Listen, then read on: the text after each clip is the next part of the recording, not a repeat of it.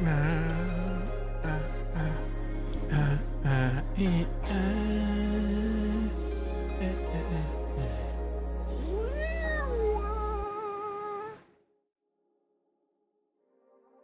hi there. Good afternoon, my friends. Naveen, congratulations on Krog arriving. Darblet, good run in there. Fox, of course, congratulations on being first. I think Naveen would have had it if they'd known where the button was this time, though. So in my heart, today, I'm sorry, despite what it says there on the screen, kind of feels like Naveen was first in spirit, but not in practice. Hello, Naveen, Darblet, and Fox. How are you on this wonderful... Oh, wait, what's today? Is it Thursday? Hold on, I've sort of lost track of time. It is Thursday. How you doing? Congratulations on being alive this Thursday. And Mazel Tov. I'm sorry. I don't know what I'm talking about. Yeah. How y'all doing? How was your week? I'm sorry, I was a little absent. I was a combination of working on things and getting a little fixated on a few things. I read a bunch of manga and sort of relaxed for a little while, this de-stress so my heart wouldn't explode. Wait, who bonked? Who got bonked? I'm the only one that's doing... Oh, wait, I need a way to bonk people and... Okay, hold on. I'm gonna write that down really fast. Bonk chatters, parentheses, somehow. There we go. I need to tidy up my bonk as well. It's not super perfect anymore. I think it's a little off. I think my bonk needs a little bit of work. We're gonna do some bonk work a little bit later. But yeah, I hope you all had a good week so far.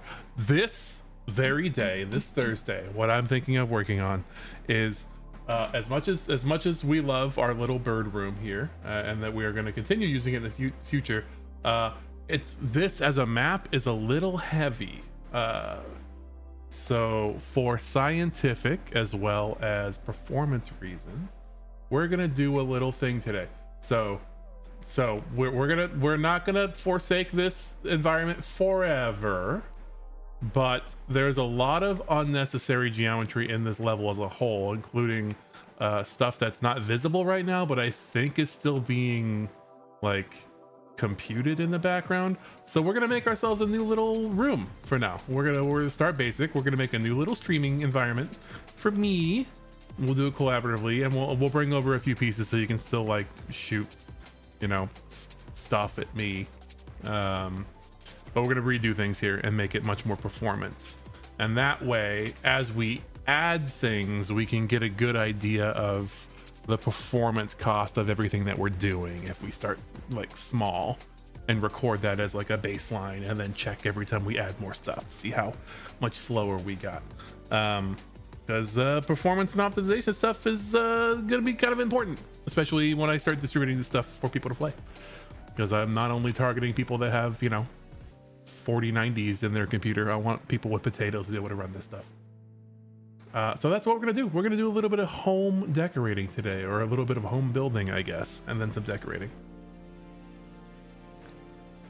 So the first step of that is making a new little map and then moving me over there and then putting stuff in around me. Now what that means is for a lot of the stream, most of the fun's gonna be off. Because we still, it's unavoidable if we're working in here. We gotta play stuff in. We gotta turn off runtime. That's just the way the cookie crumbles.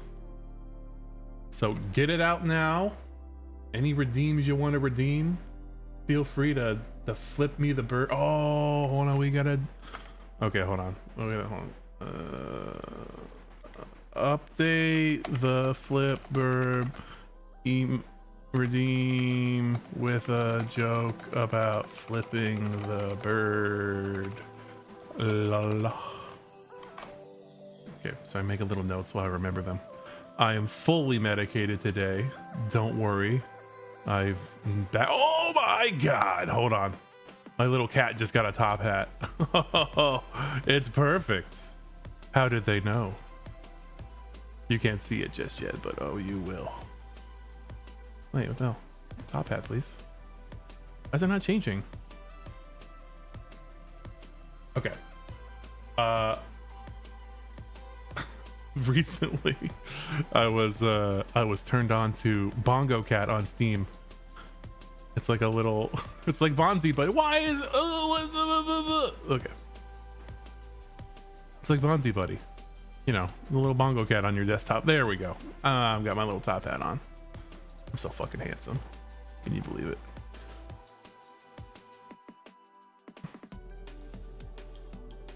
All right. Uh-oh. Finger. Look at all these emotes. I gotta like squint to see what's going on. Yeah, it's a little desktop buddy that counts how many mouse clicks you have. But every certain amount of clicks in time, you get a little chest and you can like unlock a little dude. Hello, Papa.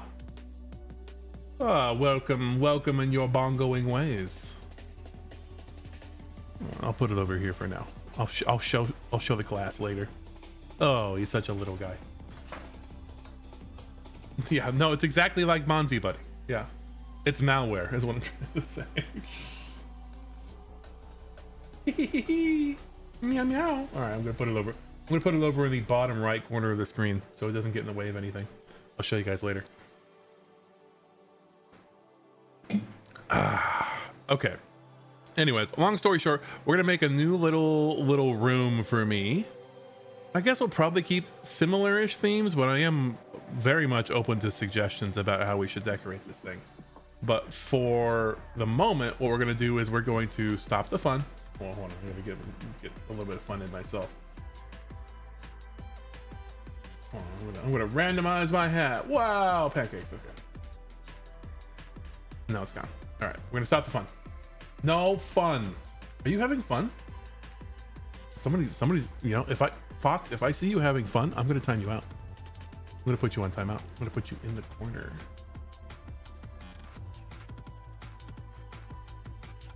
Okay, now we'll go to gameplay so you can actually see what's going on. Oh, wait, I lied. You can't see what's going on. There you go. There you go. You know, I'll show you my Bongo Cat too. Here he is. There he is. Look at him.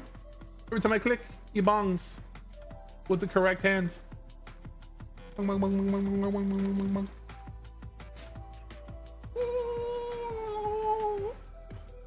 He's got a little top hat, and he's got like the skin of a pineapple. And that's it. That's what the program does. A little count your clicks. Bong bong. Meow meow. So that's a good use of my my computer resources. Okay. We are going to make a new map. Are you ready? It's also multiplayer. You can like make a little lobby and then like everyone can be in a little group and their little guys are just on screen and you can position them and you can be all hanging out like bonging together. Bong bong bong bong bong bong bong bong.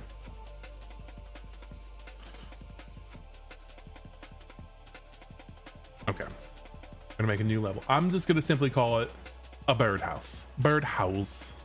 But it, like with German house. Birdhouse. Like so. And then we're gonna go there. Now I'm gonna disappear for a second. Don't freak out. Don't panic. Okay? It's gonna be okay. We're gonna go over here. I'm gone. So don't freak out. We're gonna add even more. I'm the first thing that's going back in the scene. Bing bong. There I am. Now another thing you'll notice is it's dark in here. You'll notice it's extremely dark in here. That's because there's no light. That's what darkness is. It's the absence of light. Now another thing you're gonna notice is I'm not appearing on the stream overlay anymore. We're gonna fix that as well. That's because the cameras that we're using don't exist here. But we're gonna fix that. Yes, sir, we are. So we're gonna zero ourselves out, put ourselves at the world origin, and then we are going to save. Wonderful.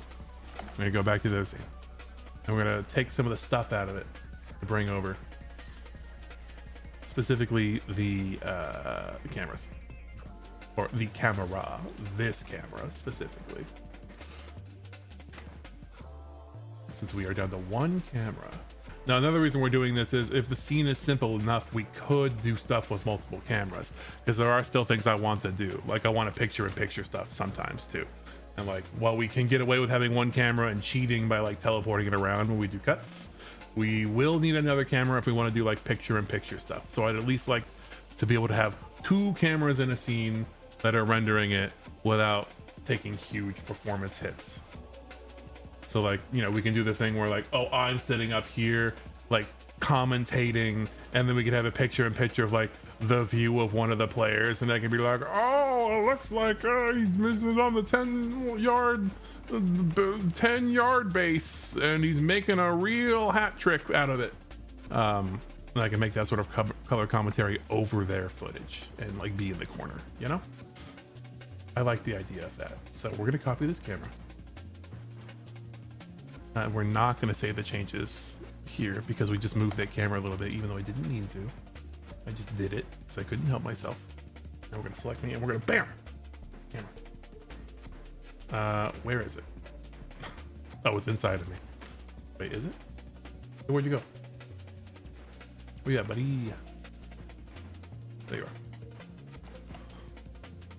Whoa, no, you are inside of me. What's going on? Oh, you know what else we need? We needed the sender manager. It's a whole thing. I'll show you. Don't worry about it. You're fine. You're fine. We're gonna figure it out. We're gonna get to the fun stuff here in a second. We need to go over here, and there's a little object. We could make this from scratch, but I don't want to because this one's already set up correctly. Is the tower skybox expensive? Like some procedural thing, or is it just an image of sky? No. So the skybox itself is not expensive. It shouldn't be, at least. It's just a cube map. So it's not dynamic or procedural or anything like that. It's basically just a big PNG that's got like information in it that says like fold it in this certain way to make it look like a sphere, but it's really a cube. So just a big PNG, not too bad. If you want to know exactly how skyboxes and cube maps work, there's lots of documentation about it for various things, but an Unreal would be more apropos to my current use. So in the Unreal docs, you can read about how Unreal handles skyboxes and cube maps and whatnots. There's actually a few ways to do it. Okay, we are going to take the sender manager. This is the object that actually handles taking the data from the cameras and sending it to OBS. We need this little guy. We could make it from scratch, but this one's already set up for that camera, so I'm gonna just borrow this. And you know what else I'm gonna borrow? We're gonna take the Twitch handler at the same time. However, we're gonna have to do some edits to it before we use it, because it's gonna be missing some things. Birdhouse. Doing some dabbling and just curious. Yeah, I'm as always. Feel free. Ask away. I'm happy to share whatever I know, even though I'm not like an expert in most of this stuff. I'm just you know me. I'm just muddling through. All right. So normally you can leave these in the scene wherever. Oh, this one doesn't even have a scene component. Okay, cool. It'll just remain invisible. So now you see me. Haha. I'm silhouetted. That's because there's no light here, and this camera is not seeing in unlit mode. It's seeing in light mode. So let's light my face. We can like put the cursor here and hit L. Wait, no, there's a hotcut for this. There's a hotkey for this. L? I could have sworn L was. Did they change that? Oh shit! You're making me look stupid. Oh, there it is. Yeah, you hold L and then click. We'll put a little light in front of me. Why did it spawn way down there? Ooh. Oh, very dramatic. If we like position it under my chin, like I'm telling a scary story. Oh. And then they found out that Teneb's model had tens of thousands of triangles. Ooh. Was that scary? Did that scare? Are you scared? Are you afraid of the dark? Right, we can turn down the intensity a bit. Really, I could be using a rect light, but this is fine. Using a point light.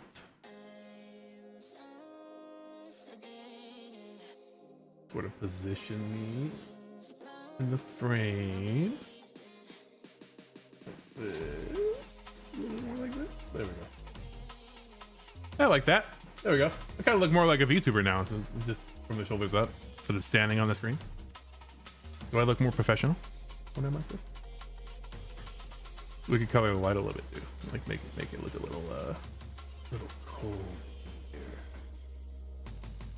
Ooh, like that.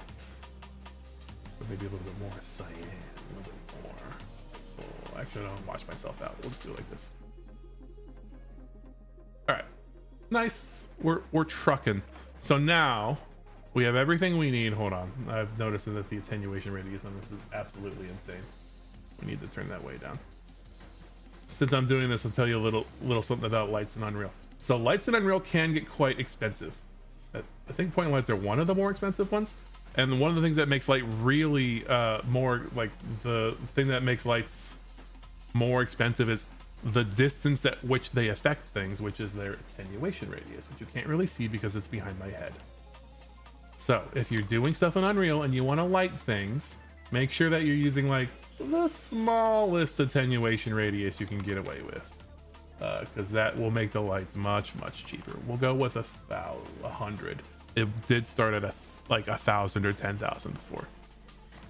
So now it's just casting enough light in a big enough area to catch like my face bits for you, your viewers.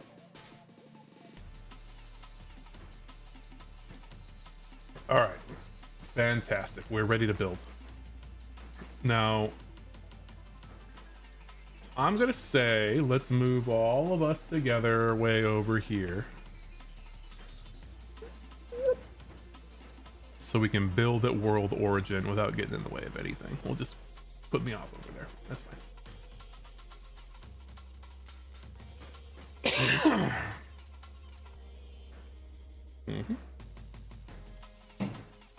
Okay, so I'm thinking of something pretty similar to what we were doing before, but maybe not necessarily a whole room, or just a simplified version. And also I want to lean a little bit more into the magic and like alchemy stuff. So I guess I'm still thinking like a wood floor and like a stone wall. Or we could go stone floor as well, but again, open to any suggestions for any sort of vibes that we want to go for here. In the meantime, I'm gonna just sort of go for it. I'm gonna like sort of go for it.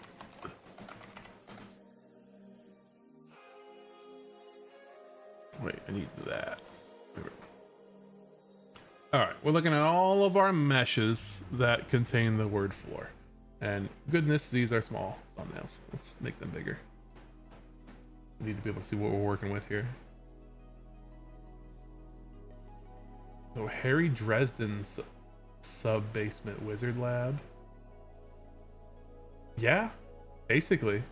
Man, it's been a long time since I've read any of the Dresden Files. I read like all the ones up. Oh, I don't want to. That'd be a big spoiler.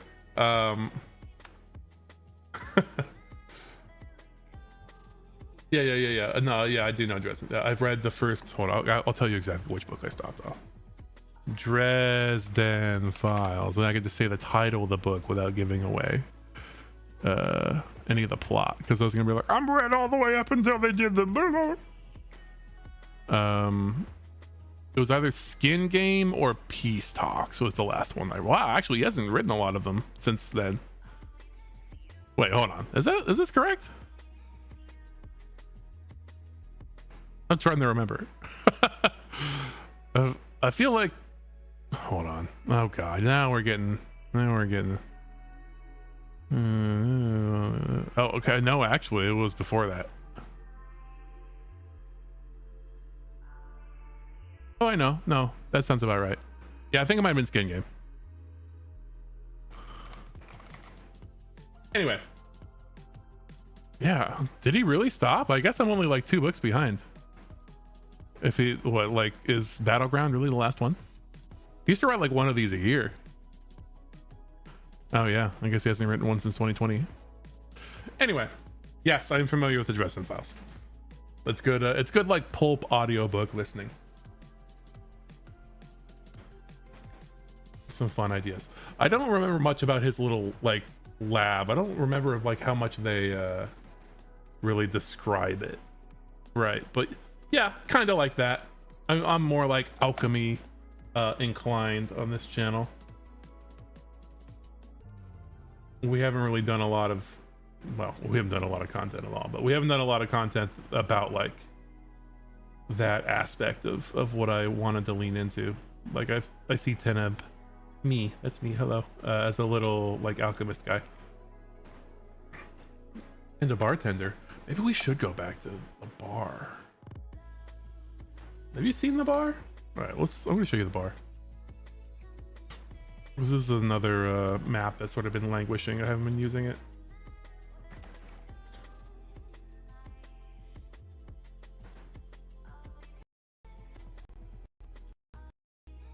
Teneb's. We could do something like this. Because this is actually, so yeah, here we go. I'm not in the scene as you'll notice, but I could be. Don't tempt me, I could be. Actually, this guy shouldn't be here either. He was there for something. Don't worry about that. Ignore the orc. Yeah, here's my little tavern scene. Actually, this one's probably like way more optimized because I didn't do a bunch of wacky model combining. We'll see. Anyways, look, I got a little bar here. I can turn the lights back on. No, the lights are on. Got a little bar here. And I got like I have this like little bird walk here so I can be the bartender behind the bar. Here, let's turn the graphics back to default. There we go. That looks better. Oh. I had all, yeah, maybe we'll go back to this. This is nice. Oh yeah, look, we got God rays. Hold on, let's run a performance profile here. Let's check the old FPS. Steady at 60. Not even a flicker. It's just perfect. But it also doesn't have an off-world. It doesn't have a that camera in here rendering things. All right, yeah, actually maybe we'll start from this, and then if anything we can make a duplicate of this, and I could, because it's a big building, because this is, I was going to use it for some D&D stuff, and I probably still will, but I modeled like the floor plan of the whole tavern basically. I didn't finish all the rooms up here. But this, I was going to use this for a D&D campaign I was going to run, and I probably still will. But this is, we've cultivated a good vibe here already. Very similar, as you can see. I've had like a version of this done for years, actually. I made all of this when it was still in Unity.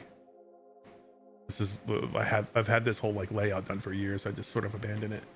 Okay, we're gonna go back to this. I like this. Sorry, I know I'm jumping around a bit, but we're sort of finding our groove. Okay, here's what we're going to do then. I will save that. And we are going to make a version of this map that doesn't have all the stuff over here, just to optimize it. So we'll just have like this area. And we'll keep the upper area. Oh, those look really good. Yeah, I did a good job here. Okay. We also we don't have the post-processing yet in this map, so that will probably make us take a hit, but we'll see. Oh look, our frame rate just dropped. We do have a lot of light sources here though, so these are going to get expensive. It would work nice as a picture thing as well, having the main cam overlooking the active bar with the sec focus on you.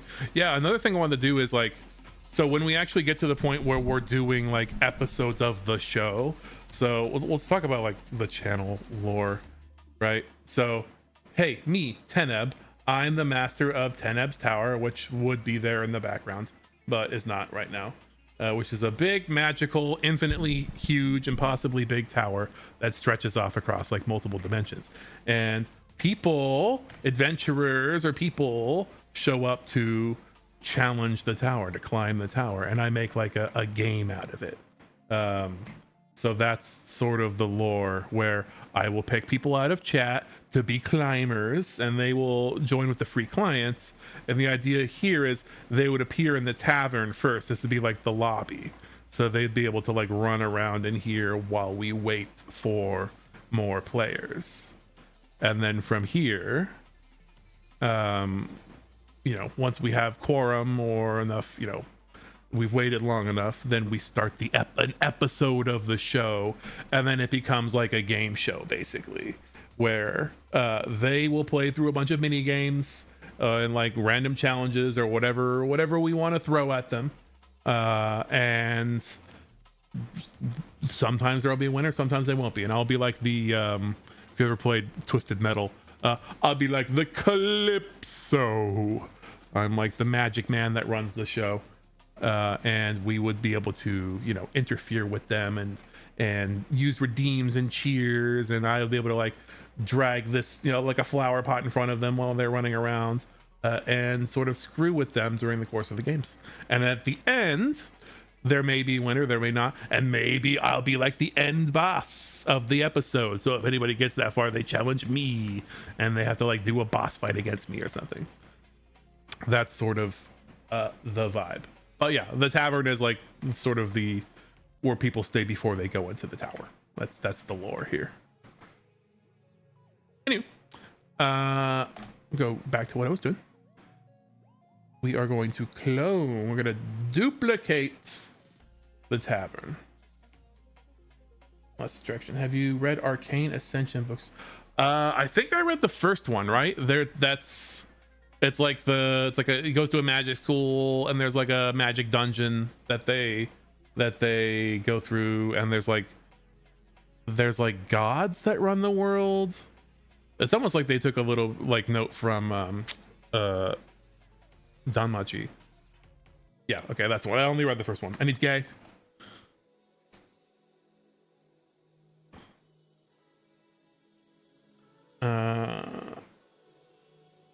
Don't read too many, they go weird with it. Yeah, I mean that happens sometimes. I only read the first one. I think I had the second one on Audible because I just needed something to spend a credit on before I canceled my subscription. Maybe I'll check the second one out. Have you read the Divine Dungeon series, the one where the guy gets reincarnated as a dungeon core?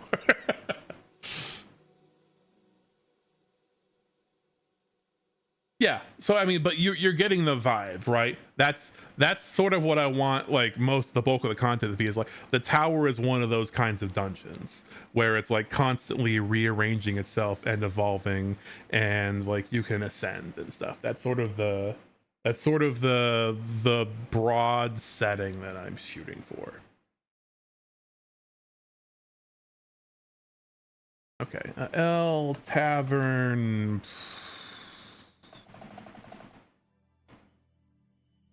Tavern, Stream Tavern. We can rename it later.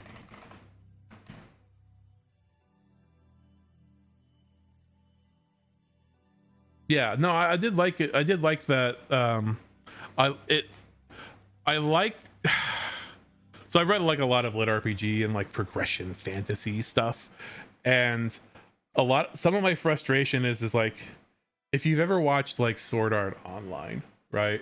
For the first like 2 episodes or like maybe 3 episodes, I don't know when they do the time skip, but like I was like, yeah, this is exactly what I want. I want to see these people like struggling and leveling up and adventuring in this world, and like that's the portion I want to see, right? And I think that works well when something's like serialized in the format that I'm envisioning, like doing these streams.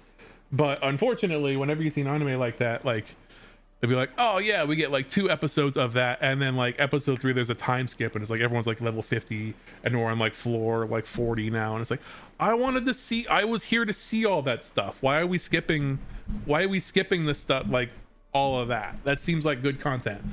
It's like, I don't get it. Is it the adventuring through a crazy infinite dungeon not interesting enough for you? Anyway, that's just the way she goes.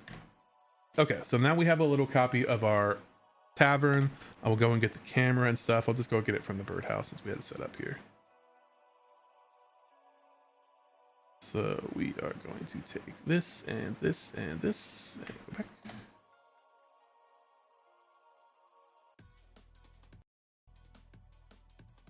But yeah, you can find a lot of that sort of content, but it's like eventually they seem to get tired of their own spiel, and it's like, what are you doing? Don't skip ahead. It's like, I was having fun back there.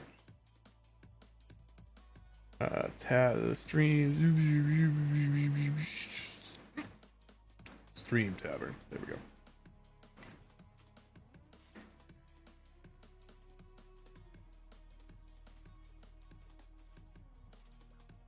Now, one interesting thing is this camera is supposed to be set to show only me.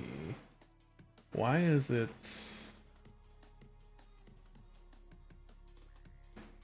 not set like that right now? Well, we can force that manually. Oh, so we lost some camera settings. There we go. Hi. Oh yeah, we took a big hit. Look at that. We're also on ultra high and we got a bunch of stuff. Okay, this is actually, you know what, maybe this is even better way to do things, where we can chop down on geometry and see what really is costing us all this extra FPS by just trimming this level down. Sort of the opposite of what I was going to do. Okay, so we'll put me there. We'll put, okay, that can stay wherever the hell it is. And then we will turn this on to show only me, only me, just me. Ah. Okay, sick. All right, so our FPS is dropping. It's between high 20s and the 40s, depending on where we're looking. And this is because it is rendering the scene twice at ultra resolution. There's a bunch of stuff going on. So what we will do is delete a bunch of this crap over here. There's a way to multi-select too. Oops, hello. I don't really do it in this view very much. There's a way to like marquee select in the viewports. Select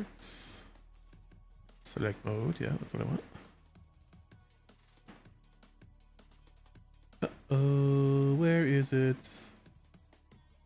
I'm not still piloting the camera. Okay. We can get rid of that and that. We'll just start going ham in here, that's fine. Actually, no, I'm gonna look it up.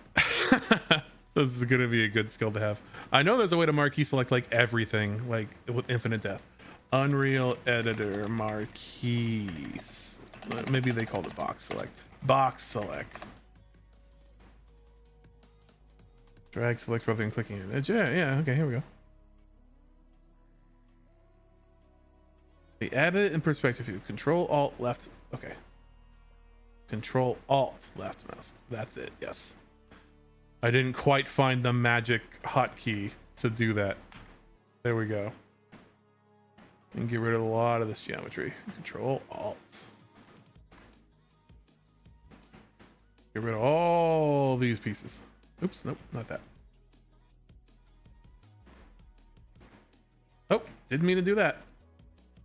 I don't want to delete the skybox. Okay, which is apparently exactly what I'm going to do because the skybox object is down there somewhere. We'll do it this way. Oh, I just deleted the directional light. Okay, well, now that we've got most of it out of here, we'll clean up the last of this by hand. Let me get too precious about this. Now, another thing we can do and I don't know how much it's going to help, is Unreal has a way to like merge a bunch of models into one. So instead of having like all these hundreds of floor pieces be separate, I can select them all and then merge them, and they will be one model that makes one draw call. So we are going to be doing that among a number of others. Okay, those will have to stay.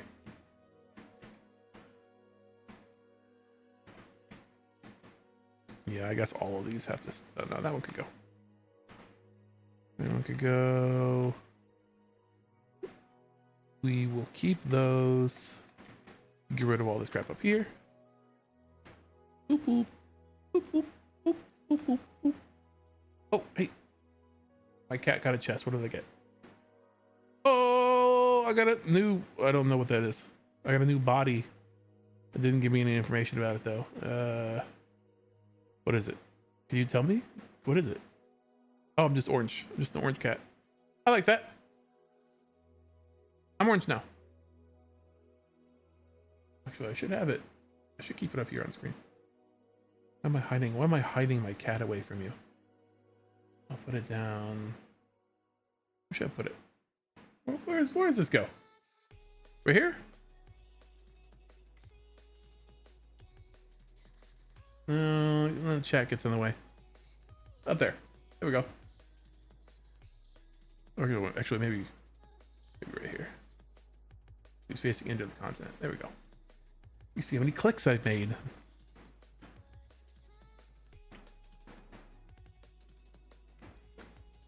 Sorry,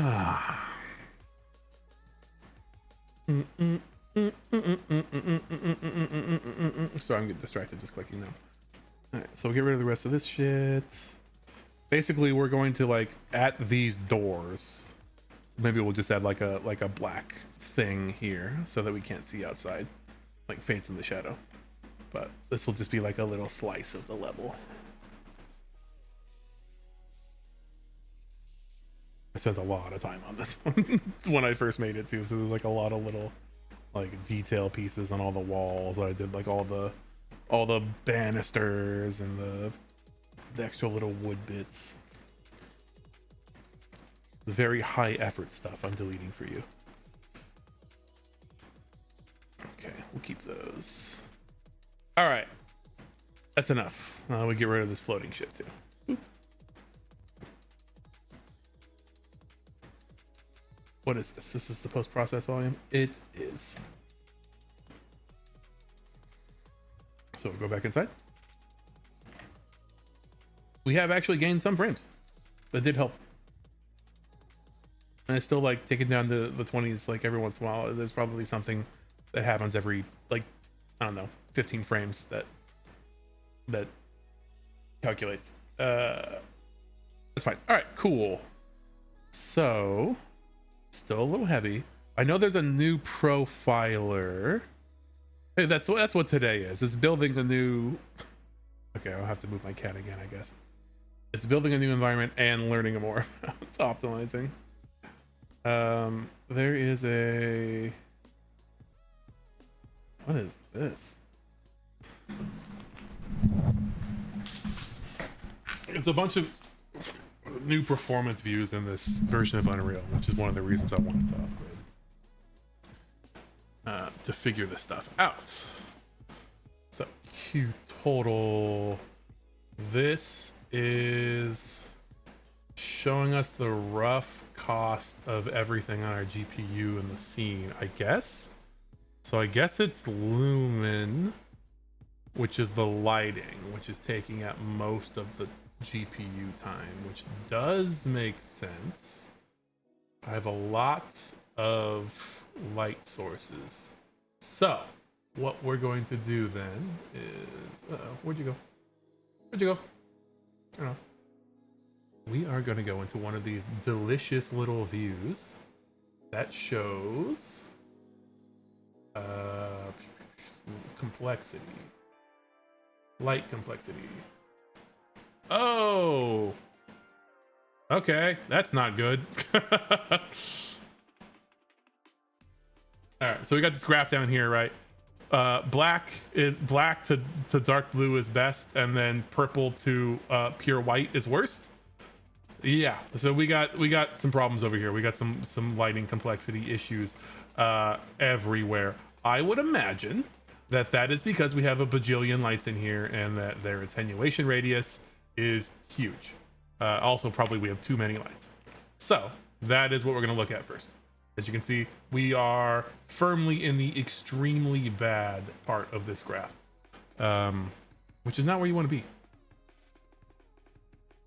So given that, let's go back here and we'll look at all of our lights. So we have a little, let's see if there's a light mixer thing in Unreal. So here's all of our light sources, right? And also we have, I believe there's particle effects, like particle systems here that are emitting light that we're gonna need to look at too. Yeah, no, this is like disastrously bad light optimization. So we're gonna do a little bit of fix on that too. There's other things you can do too, like lighting channels, where the like lights will only affect objects that are on like that are affected by that channel. So we could get fancy where it's like, oh, well, anything on light channel 0 doesn't affect like the bar top, you know, stuff like that. So it cuts down the amount of shadows that have to be generated. We'll come to that. So probably what we want here, it's probably these lanterns, yeah. Oh, wait, are those the only real light sources I have? Yeah, I guess so. Okay, I'm inclined to think it's in a bunch of these particle systems. That's probably what it is. So these lights are actually hooked up to these particle systems. So this is spawning and like killing a bunch of lights over and over. We'll probably want to simplify that too, but let's do this first. What I can think of here is that we can cut down on the attenuation radius on these. If I select them all, can I edit them all concurrently? I just want your lights, buddies. Yeah. So rendering, we'd want to do this. Can I get to their actual lights bits? Hold on. Where's your like light component? I need to turn down the attenuation on all of these. Hopefully, because it just needs to be enough to, although this is a pretty good range, to affect the bar area. Come on. Maybe I can't bulk edit this unless I'm in the properties matrix. Wait, also there's a lantern that I'm missing. Oh god, yeah. Okay, that's honestly, this is probably a huge perpetrator too. Now that I'm looking at it. Oh, look at all these. Okay, yeah, so you see, if you see all of these spheres, this is the attenuation radius for all of those lights. So they're affecting an area that's way bigger than it needs to be.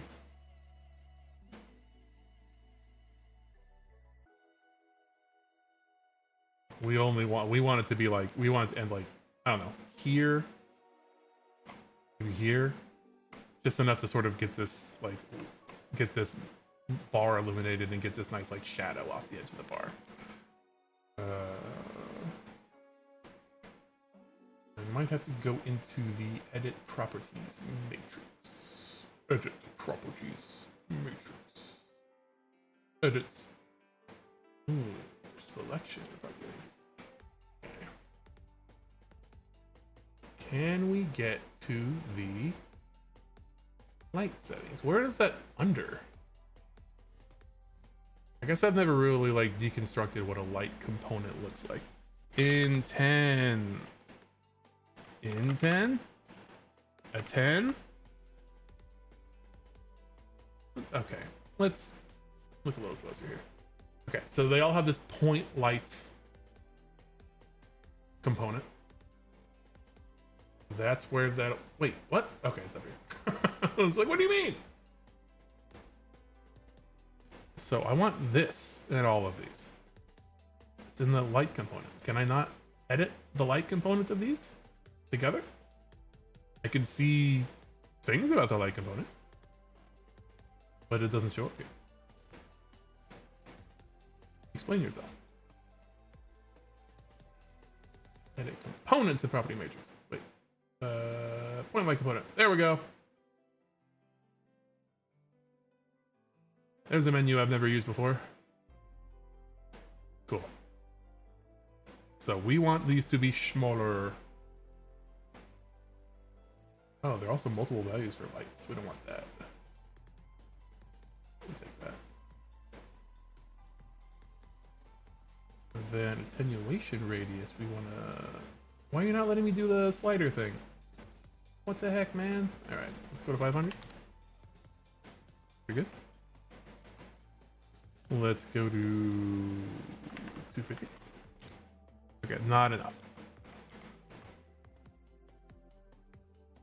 400. That's pretty good, actually. That's not bad. We're still getting exactly what I wanted here. Shares 350. Yeah, it's not as much. We'll go. Wait, hold on. We'll go 400 for now. So that should have given us some marginal gains. So we're gonna check the view again. Where you at? Where you at? Where you at? Where you at? Optimization. That's light complexity. Okay, so still pure white over here. Actually, you know what? It's more of an eggshell. Maybe we don't need. What I could try to do is replace all these point lights with one rect light too. That might be better. Hold on. So is there any reason I couldn't do that? So we're not casting shadows from these things themselves. That's fine. Yeah, we don't need quite so many point lights. So I'm gonna try that. I'm gonna delete all these point lights. Oops, didn't mean to do that. Does look good in here dark too.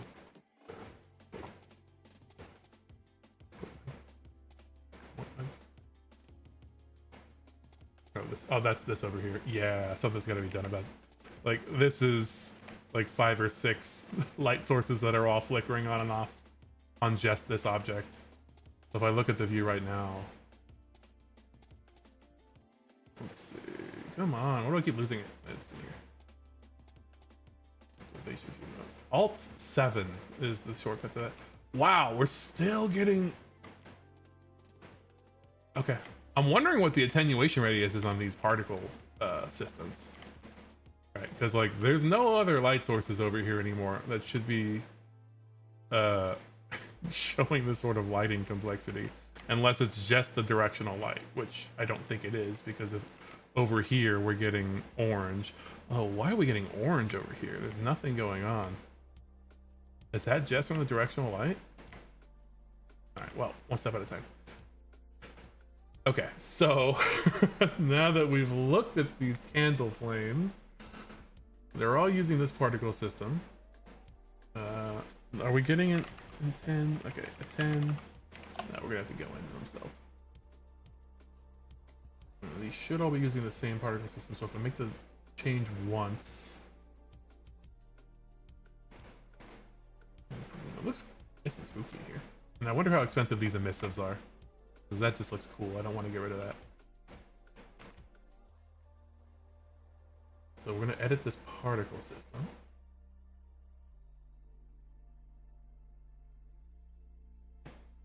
So this one, hello, has a light component. God raising the trees in class. Yeah, I mean there is some lumen stuff going on. That's not, I don't know if that's a lighting complexity thing. I think the shadow complexity is a different thing. But yeah, that's something to think about as well. We do have the lighting in the scene turned up to like ultra max. We are, so inverse square fall off, yes. I know what that is, but do we not have like an attenuation radius for light created by particle effects?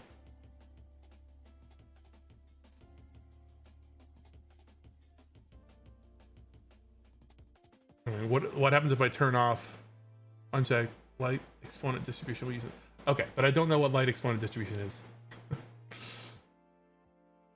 Inverse square law, for anyone that's unfamiliar, is the physical law like IRL that determines how fast like energy dissipates over distance. Like energy and light fall off at the inverse of the square of the distance from the source. That's what that means. Spawn fraction.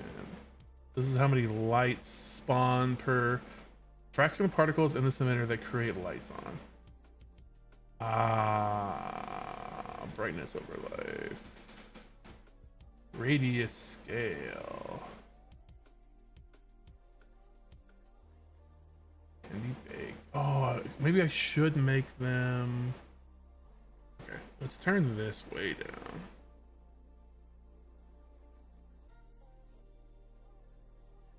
No, that's even worse. Uh-oh. Let's turn inverse square back on. Well, see what happens there. Yeah, that was it. Yeah, and now it's happening on 100% of whenever it makes a particle, so it's even more weird. So what we want is to turn this way down. Okay, we are actually getting... I wonder if this is making any difference. Not yet. Oh, a little bit, look. It is jumping around. And you can see that it's jumping around because like these particles are getting made and then going away. Okay, yeah, see? We are starting to make a dent in it. Wow, look, it's getting into the blue back here. Yeah, it's because this, even though it's only visually affecting like the little pool of ground underneath it, it's still doing the math for it way over here. So we need to dial it down even more. Also, I didn't realize that these can be baked. We could make these well, baked lights, and then they wouldn't use nearly as much. High quality lights. Shadow casting lights. No, advanced. Spawn fraction. We're gonna turn it down to 0.5. That looks kind of weird, but we'll live with it for now. Over life, brightness over life. That can stay. Brightness isn't really gonna, well, turn that down a little bit.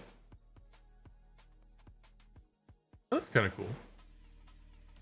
We can tweak that a bit. I think brightness isn't going to be the big perpetrator here. It's this. Calculate the light's radius. I mean, I can't go much farther down. I wanted to at least touch the floor underneath the thing, you know? Maybe I should... What happens if I just bake? What happens if I just bake, bro?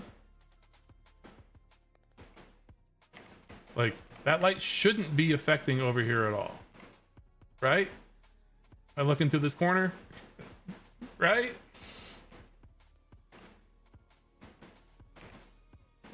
Okay, I mean, a little bit. Still pretty bad. And these are probably different particle systems too. Wait, yeah, is this the same one? It is, okay. Well, that's good.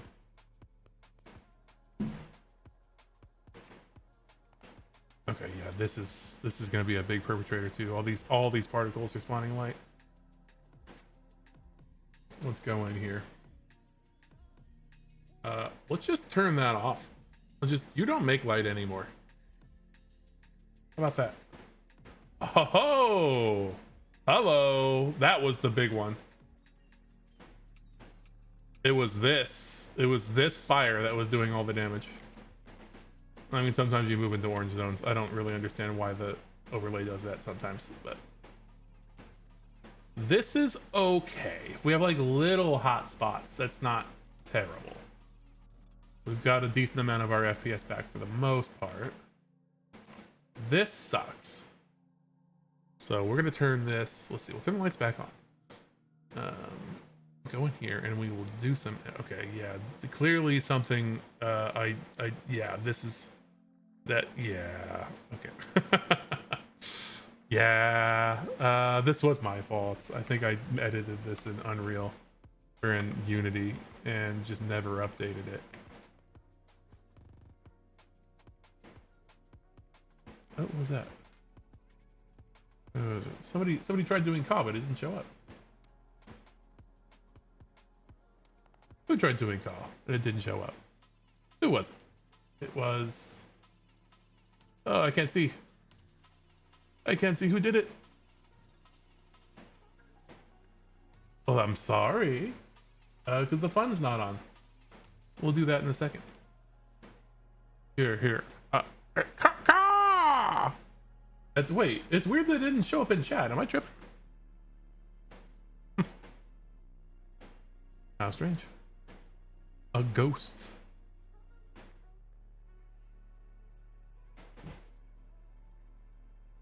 Okay. Maybe what we'll do instead of giving this thing its own light things that it makes. Oh my god, it looks terrible now though. Can I like pause you? I would like you to like, if I turn you off, are you gonna affect? Okay, sure. Maybe we'll just like put a light in here that sort of mimics a flickering fire and make that cheaper. And then these are using, okay, also the same one. Okay, so we've cut down substantially now on the light complexity in this room. It's still a bit hot. That's okay. We're making good progress. So I am curious. Okay, stop that. I'm curious what it is, what light source is like really affecting all the way out here. Wait, can I toggle them off individually? That work? Does this do anything? I'm gonna do this and then this and then this.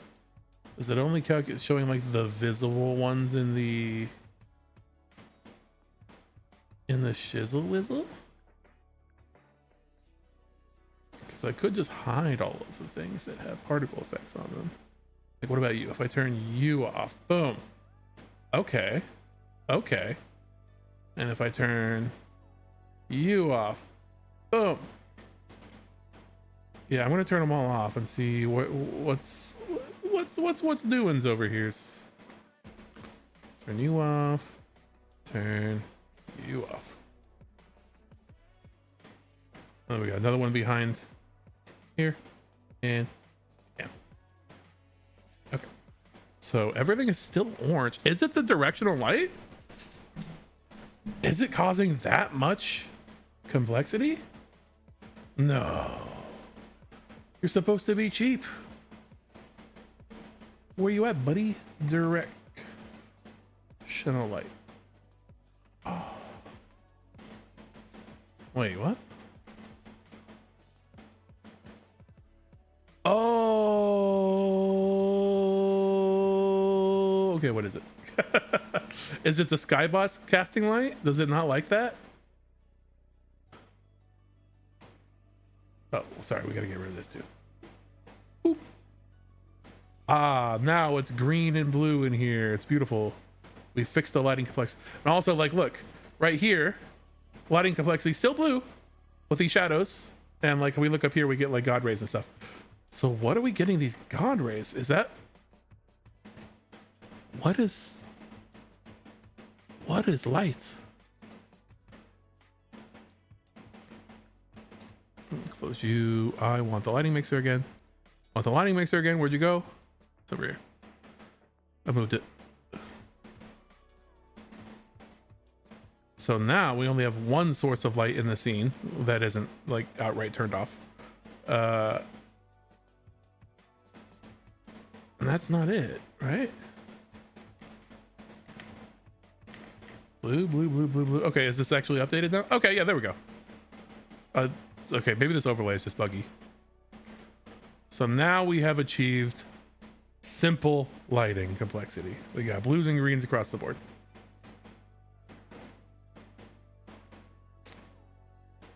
That's great.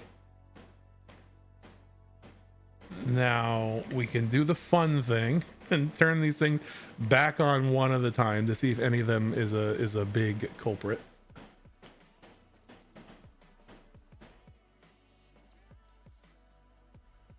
So yeah. Oh, see, just that one makes it go orange. That's, wait, where is it? It's here? So just the candle under the alembic is just like screwing us up. Oh yeah, look, it's using a different particle system. That's not like the others. Oh, this one uses Niagara too, which I don't know much about. Okay. So if we go in here, okay, light renderer. Radius scale, like not a lot at all. Let's go like 100. All right, I'll do the same thing here. Why are these so big? Okay, that helped. Well, not really, I guess. Light renderer. 9 days. It sucks that I don't know. I don't know that much about Niagara. All of this kind of confuses me. Where do I edit all of these things? And we're square, fine, great. Color add, visual. Is anything else making light? So why are they so different? What's going on here? 10? And like 10? So? Doesn't even look like it's changed.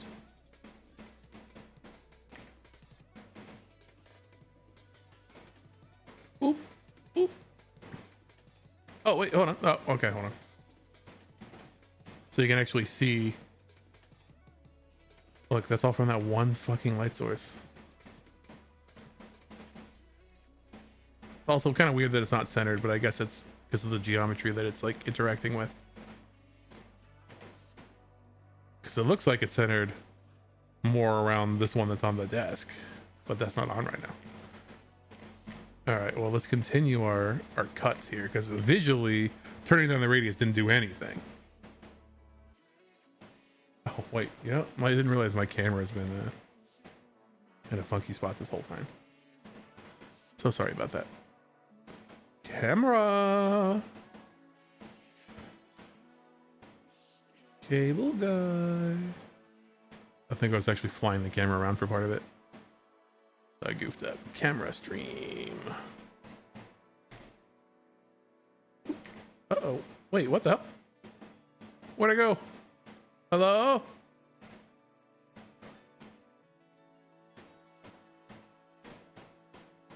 Oh, I really goofed this up. Oh, it's no, it's not at runtime. What's going on there? I guess it's just because it's dark.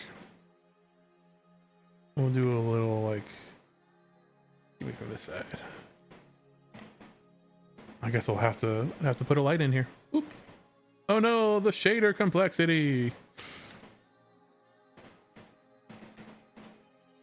Oh, also overlapping lights. Oh, this is still on. What the, wait, they're all still, wait, did they all turn back on?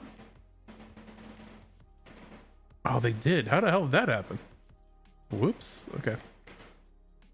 Also, if like where lights overlap, that's like a huge performance cost too. So you want to avoid that wherever possible.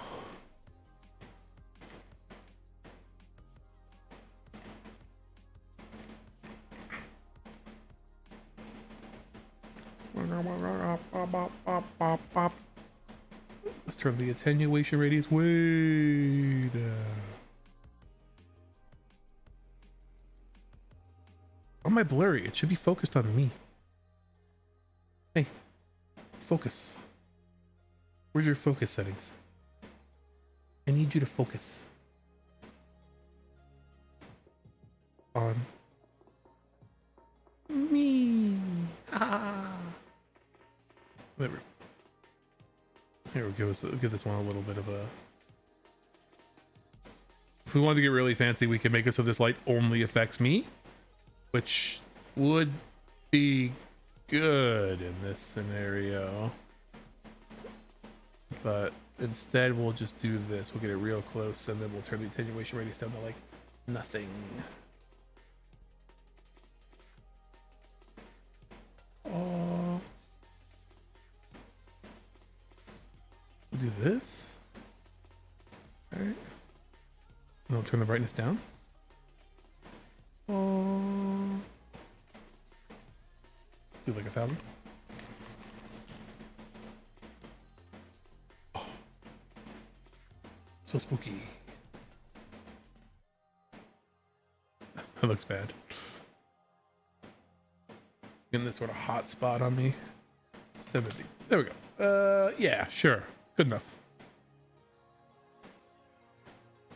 Now the light effect's like nothing but me, just due to distance. Okay, this has got to go. This candle, this flame, that's got to go. Got to rethink our whole candle strategy in this area.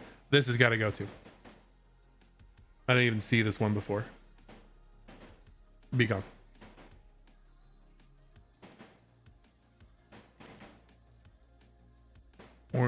We're gonna just get aggressive about this. We're gonna like cut out the Niagara system or leave the candles but remove the particle systems for now. Oh, this one's actually a blueprint. It doesn't like when I try to do that. Okay, fine. We can continue to work on you. Look, we got big improvements everywhere. This is a fucking nightmare. I need to like probably just get rid of this. This is insane. Or like keep the camera particle effects and just like have one light like here that like pulses. I think that would be good because the particle effects themselves are cheap. They're just like little sprites that like get bigger and smaller, right? They're just like basically triangles.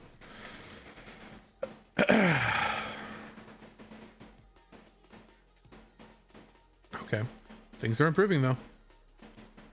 We're doing it. So back to you. Continue to audit your bigitude. That's not bad. Also, if it's just like a static light, like that's pretty okay actually. I think we did a good job with that.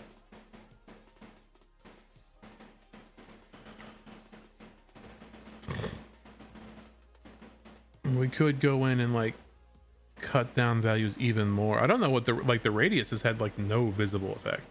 Like if I turn this to 0, what's gonna happen? Nothing?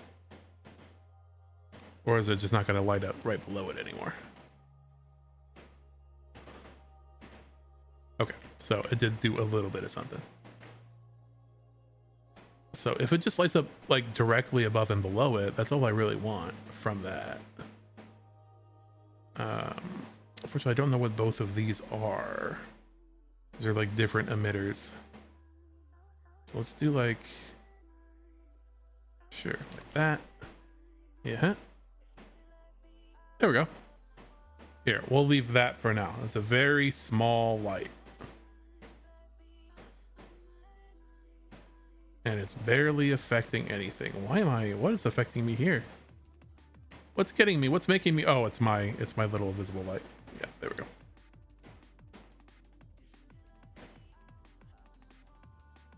And thankfully, when we look at these emissives don't contribute to light complexity at all, which is interesting.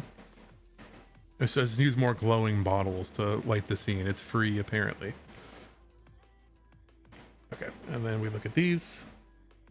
And then, okay, so that's the problem is you can see when there's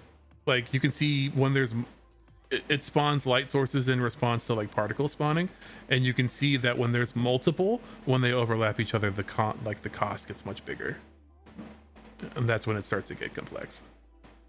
So if we go back into here and we tune that a bit more, like, oh, you know, to only spawn these, you know, like a quarter of the time, and we want the radius to be 1, you know. There we go.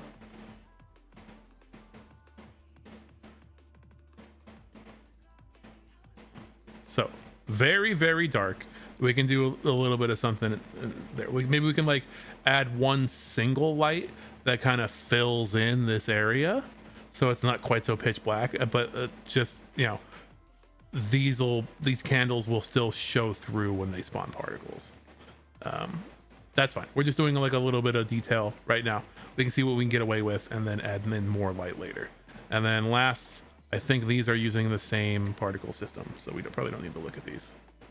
Oh wait, what is, okay, that looks like a little more action here.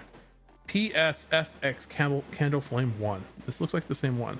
Okay, that is.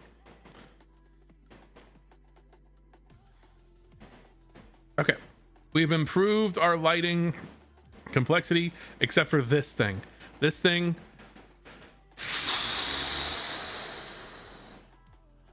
I don't know, man. What I think I would do is like give it a candle flame particles that don't emit light at all, and then put like I said, put like a rect light like right here that just will pulse on like a random timer and illuminate the ground beneath this, so it looks like candlelight is doing it. Just one light instead of all of these things making a ton of lights. Even that did improve it though, that we turned it down. Like, it's not quite so insane, but you can see it going into complex too much. So we're gonna hide it for now. All right, so we are firmly in the high 40s now. That did a lot. And that's rendering the scene twice. So we're doing good so far. Let's go and look at some more optimization modes outside of just the lighting. So there is, wait, light map density. So this I need to learn a little bit more about. I think this is for baked lighting, which is fine. Maybe, I don't know how to bake the lighting in Unreal. I should look into that. Because if all of these particle systems can have baked lighting too, that even better. Yeah, for like these. Okay, well, we can try that in a minute. Stationary light overlap. Oh, okay, this will be good too, but we don't have any. Looking good there. Shader complexity. I don't think we're gonna have very many problems here. There's nothing. Okay, well, yeah, maybe I'm gonna, you know what, I'm just gonna get rid of that fire. We'll find a better one. Yeah, and some of the candle particles. Okay, yeah, and the transparents. That's fine. We've only got a few. Wow, this jar. This jar sucks. What the hell? It's too good. Okay, so shader complexity looks like we don't have really any problems. We've got like a few little hot spots here and there, but it's just a couple of objects. So we're not gonna worry about that. And honestly, in a little alchemy zone, having a bunch of transparent bottles makes sense. I'm sure we can cut down a little bit on that. We'll see what we can do in a minute.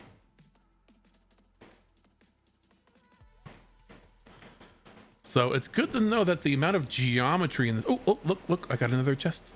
What did my cat get? Wait, I already had pineapple. What? Oh, it's all. Okay, so I had a pineapple, like just the stem, right? And then I have a skin that makes me look like a pineapple. So now I'm a whole thing is a pineapple. But now I've also got just a whole pineapple as a hat. Oh, come on. Why am I getting so much pineapple stuff? Lay off. They're fine. It's a good tropical fruit. I'd prefer to focus on other cat decorations.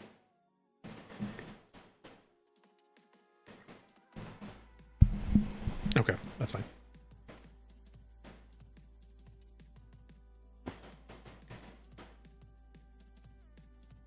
I'm gonna think silently here for a minute, stare off into space.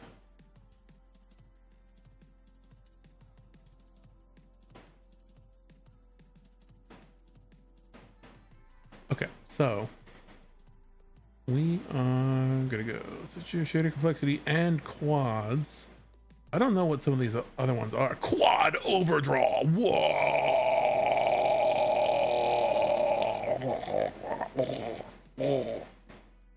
I'm not even sure what this is. Is it like layers of quads that are like being drawn that don't need to be rendered because they're behind other things. I don't know what's going on here. It seems like we don't have much of a problem. I'll have to ask an adult what quad overdraw is. Quad overdraw. I'll ask Bata later. See, in this jar, another culprit. Why is this jar? Oh, it is. Yeah, it's all the transparents. Oh, yeah, that is what it is. It's when you transparents primarily. You're drawing a bunch of quads like through other quads. So if we look through a bunch of transparent bottles, we get it. We get that effect. I see. Oh, so we could also position these in a way where they can't be rendered one through the other, and that prevent that sort of spike. That's interesting. I'm learning things. Bah. Quad overdraw.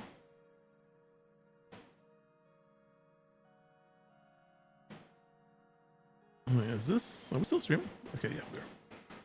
Hello? Am I still here? Material WLC function usage. Okay, I don't know what this is, but this looks less good.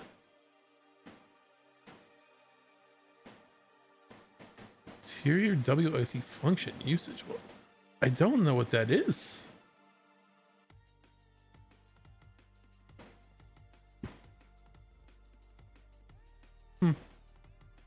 Okay. Well, we've gone through a lot of the major optimization view modes, and things are looking much better. Hold on a second.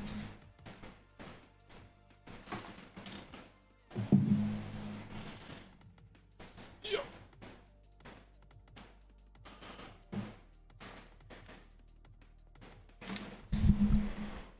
So that's heartening. Now I suppose we should look into whether we can bake more lights. Oh, okay, here's the shadow map info. I don't need that. Please go away. Please? Please? Where did I turn you on? I don't remember where you were.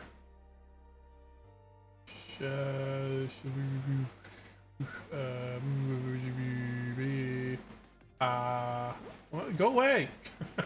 It's like shadow map density stats. What are you?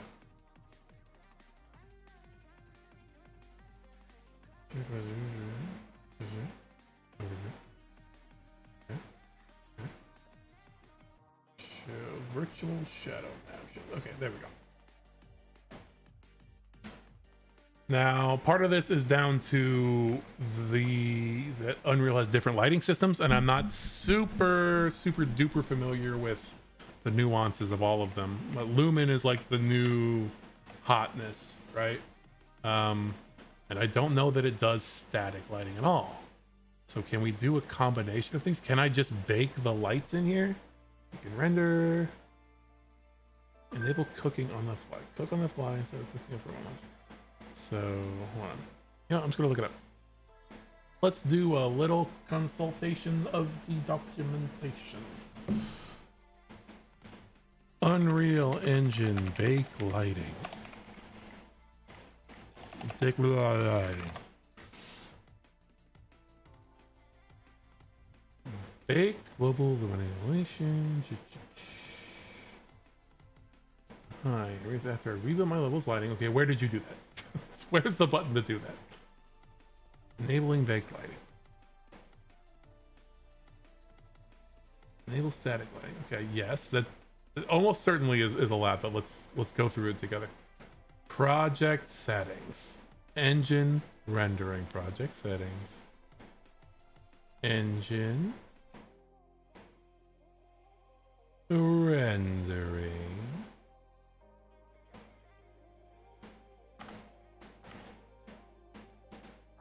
Miscellaneous lighting, allow static lighting. Yes. So, down here. Down here. Down here. Down here. Up here. Up here. Switch to word static. Lighting. Allow static lighting. Yes, it's on like I knew it would be. It'd be crazy to turn that off. I guess this could be a big thing, as I haven't really used it at all since going into Unreal. I was really good at this in Unity, but Unreal's just like, oh, we got like mega lights and use all of our stuff, and I just haven't done any of it. Disable Lumen. Well, I don't want to do that. So can you not use both?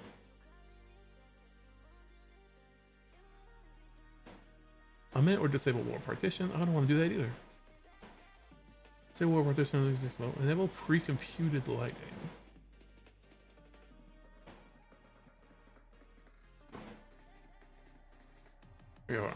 Price toward the big lighting. Whatever you like. Then use the build menu to build lighting or build all. Where's the build menu? This is the platform menu. This is where I build things. This is where I like make a build of the game. Where's the build menu? Oh wait, this one? Oh. This is not available. We'll play with this. Static lighting is disabled and probably setting. Or when we. Okay, here. Yeah, boom. Let's build that lighting. We're going to freeze for a while. That's all right. It's expected. It's doing some building. Don't panic. But hopefully the stream doesn't die. I didn't even think about that. There we go. It should be pretty small. All right. You can't see it, but there's a. It's like behind my back, but it'd be cut off the screen for you, but there's a little progress bar down in the corner. It's doing its thing.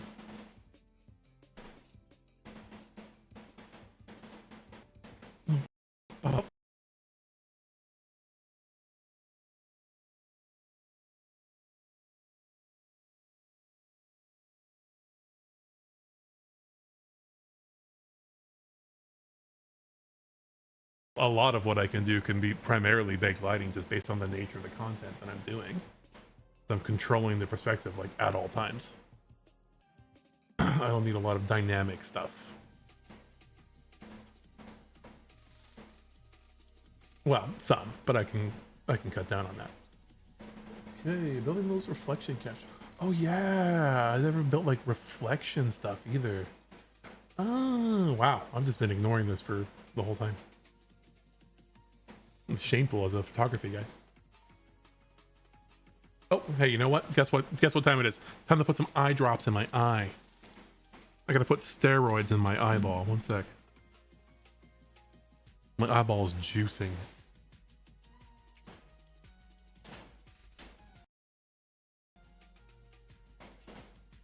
Oh, yeah. Prednisone, baby.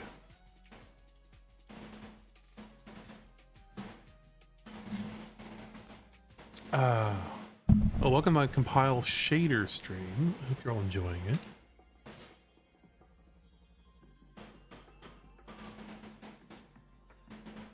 This is the stream where we're compiling all of our shaders. We'll never have to do it again.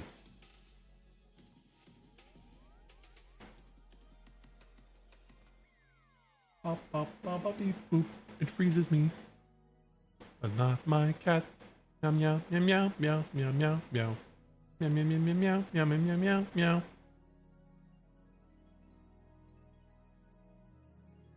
Shit. Okay, we're almost done. Overlapping you. Okay, that's not my fault. Ooh. Let's see. Okay, it might have given us a little boost. I don't. I'm not a big fan of that. I hope that's just a viewport thing, but it's like, oh, wow, I'm looking. It's 1 pixel out of frame. Boom, it stops rendering its light. Like, okay, well, you know, you're a light source. I'd like you to continue doing your thing when you're not in the camera's frustum. But that could be, hold on. It could just be, okay, so now I'm not looking at it right now. And we can still see that it's casting some light, or that's, hold on. Let's see if the same thing happens at runtime. That's what I'm trying to say.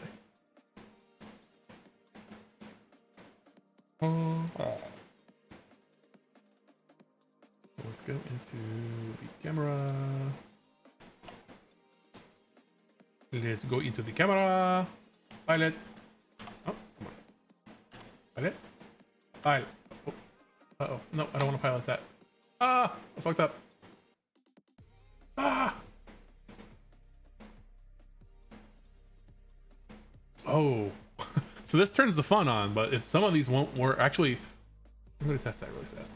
Because that is something I was curious about. Marbo cannon. Not in this scene. So it's going to try to find the Marbo cannon and launch a Marbo from it, but it's not going to be able to. So is it going to handle the air or is it going to crash? It's... Okay, it handled the air, I guess. It didn't even tell. Okay, yeah, look. Okay, cool. That's fun. Don't have to worry too much about that. You will waste your money trying to do that right now, but you know, that's life. So let's go to the camp. Please let me pilot you. I want to be your pilot. Pilot. And then go here. There we go.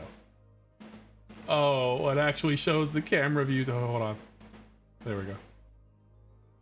Oh, it's happening here too. Maybe it is. I mean, hopefully it's just a viewport thing. It's funny, but it doesn't happen in this direction.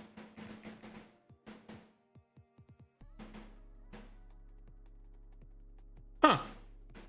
How strange. Oh, not that important anyway. That was just a little experiment. All right, and there's our error saying that it can't find the thing to spawn the Marbo from because it's not here. That's fine. It's fine. We can fix that somewhere else. Okay, so we're doing much better. Much better. Yeah, this isn't even contributing at all now that we've turned off its crazy radius and spawn rate. It's just like one static light. Also, potentially, some of this is happening because we baked... Okay, maybe not. But, long story short, we're seeing some gains. Like, we're up in the 50s here. And remember, we're rendering twice.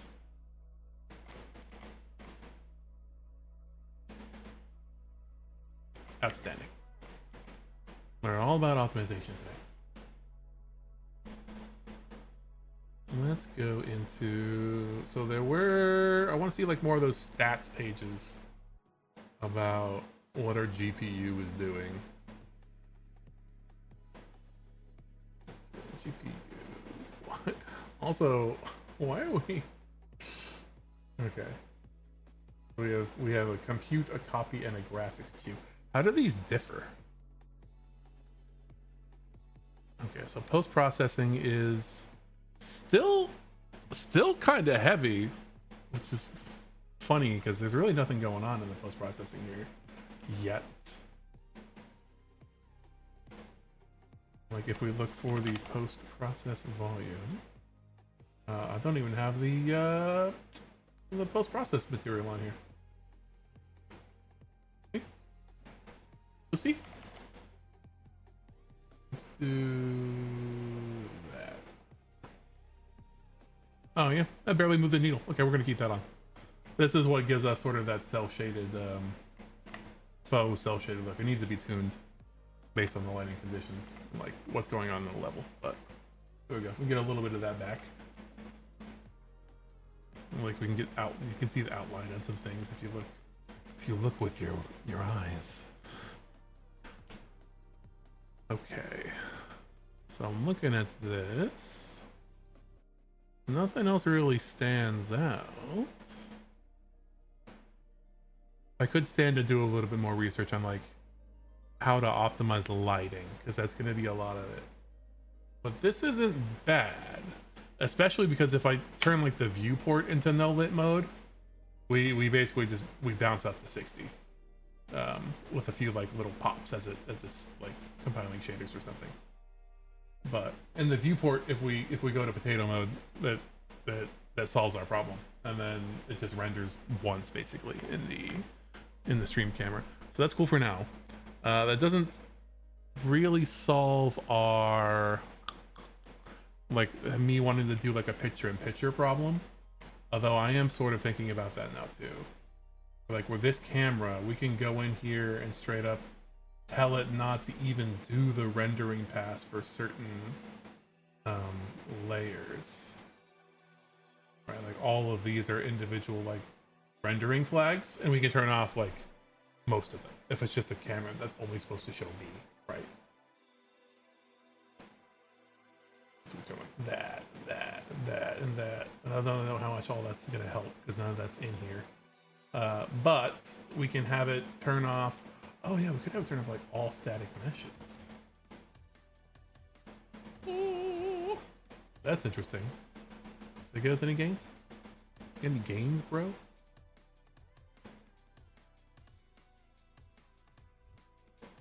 Okay, either way, huge strides there. We can decorate this place. I mean, it's already got a bunch of stuff in it, so we're most of the way there. I would like to get my little alchemy table like configured so we can use it. Maybe I have to cut down on some of the transparencies that I'm using in the bottles. But I want them.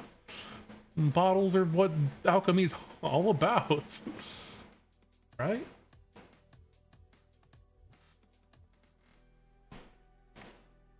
All right, let's go look. Oh, excuse me.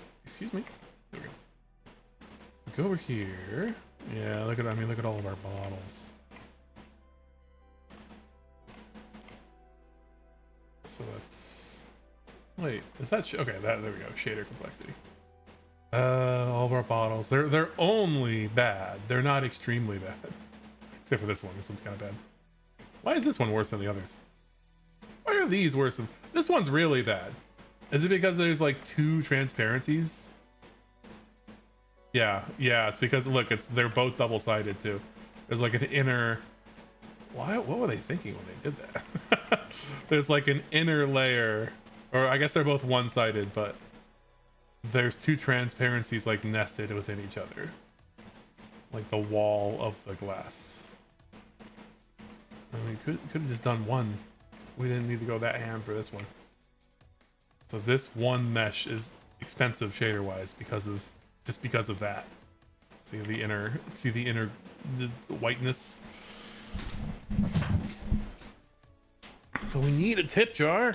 Okay. Let's look what else we got. We've got some crap out here. This is not done at all. But we will make a nicer like patio area. That'll be fun. These are fine. Everything out here is fine. This. Okay, yeah, this. Wait. Did I layer these? What's going on here? Move. Okay, no, there's this one. This is interesting. Okay, so this glass is pretty expensive, and we don't really need it from that side. So I'd caution to say that we don't really need it at all. What do you think about that? Huh? Hopefully it's a different material. It is. Okay. So what if we just got rid of the glass material? Oh, come on, clear. Where's my clear button? Just set it to none. Do I have a blank material? Usually there's a clear button you can just do. Be gone. No, it's not what I wanted.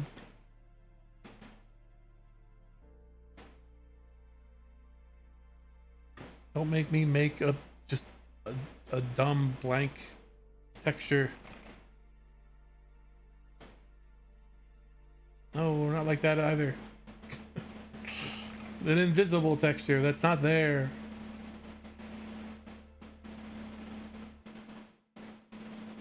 Please. I'm trying to do something.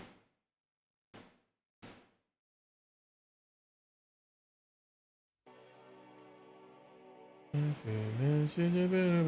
wait, hold on. There we go. It's the material that's supposed to be used for FX, so it's just nothing. Perfect. Okay, lighting complexity. Okay, same. And then, yeah, look at that. Wait, what? What? Hold on. That's because it's a transparency and not a cutout. Okay, fine. We're making a stupid texture that's just alpha'd.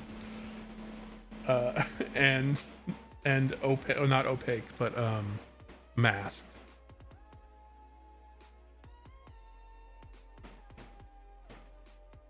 There. All right. We're gonna make a material. It's not even giving us the make material. What is up with this dialogue? Did it like remove buttons from me? Why are you doing this to me?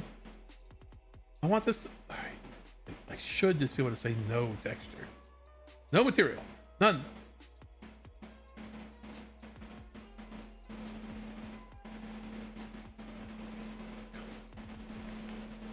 Clear. Oh shit, didn't mean to do that.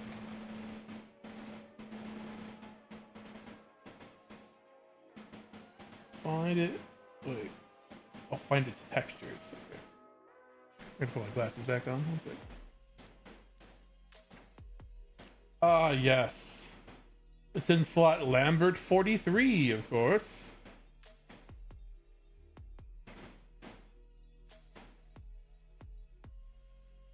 Fine. All right, we're gonna go here. We're gonna duplicate this. We're gonna call it M invisible. I'm gonna go in here. We're gonna change a bunch of stuff. So we don't need any of that. We don't need that. We don't need that. We don't need any of that. We want this to not be. Whoa! What the hell? Whoa! It was a surface. Oh wait, no, that makes sense. Whoa! Whoa! It was additive. I would have thought it would be translucent. So we'll do masked, right, and then opacity mask is wait, can I just set this to 0? There we go.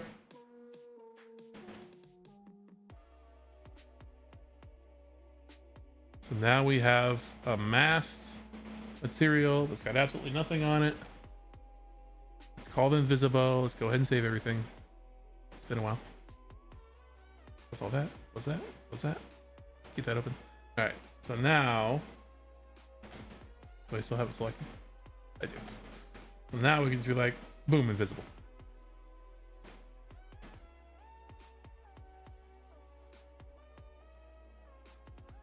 And we'll do it for all of them.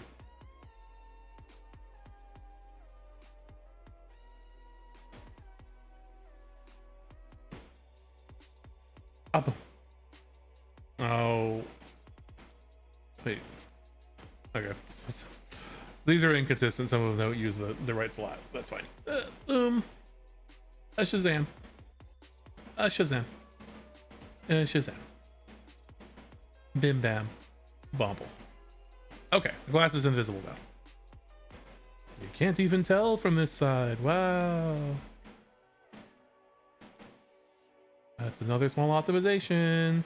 And if we move the, where is the light coming from? Is that the directional light? It is. Okay. So we could also do stuff like this to make up for the lack of light in here now from all the candles. Whoa, wait, no, what? Where'd you come from? Wow, how fancy. We get this cool, you know, lighting effect there. And we get some god rays. Yeah, that's fun. All right, we'll save that. Any other fat to trim? I'm getting beeped at.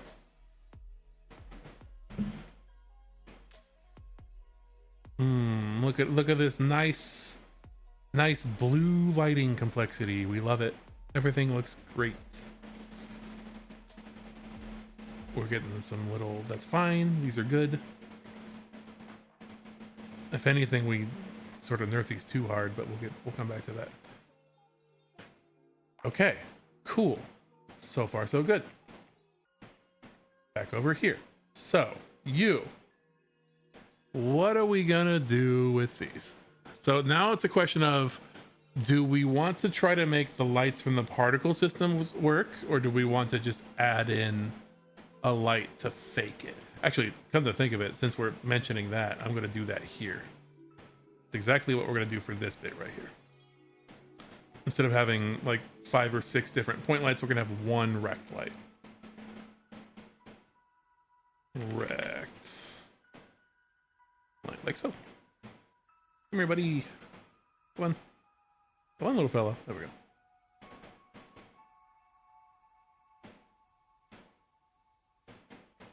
So it will cast light downwards. It'll be like this. I believe these things are already set not to cast shadows. Okay, great.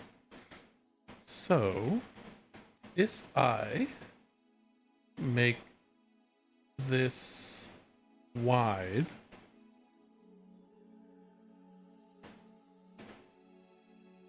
but short,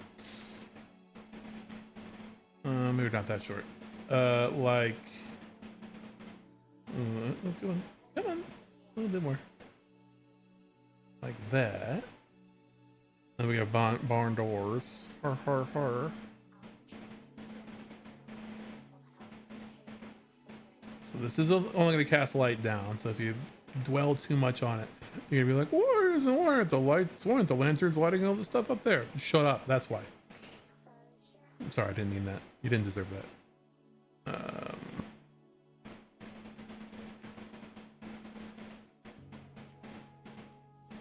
A little bit more than that. We'll do a 300. And then make it a little bit wider. Wider still. Wait, why are you not? Oh, wait. Oh, the attenuate. Oh, it's from this. Okay, I'm learning things. The attenuation radius doesn't care about the width. It's only the attenuation from the point of origin, which is interesting. So we'd have to make it a little bit bigger then. 400. Okay. Okay, that's more or less perfect. Yeah. Do that, and then we had a color. I was going to take the color of these guys.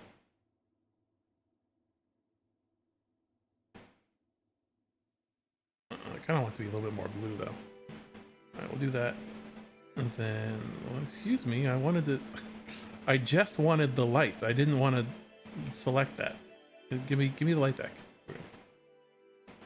I want more blue.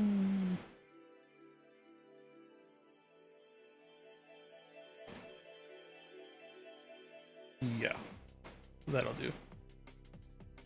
Okay, so that will have bumped our lighting flex up a little bit. Right, and that's just because we have an overlapping. Oh, is that just overlapping with the directional light? Is it already not like that? Ooh. Oh, well, also, yeah, this too.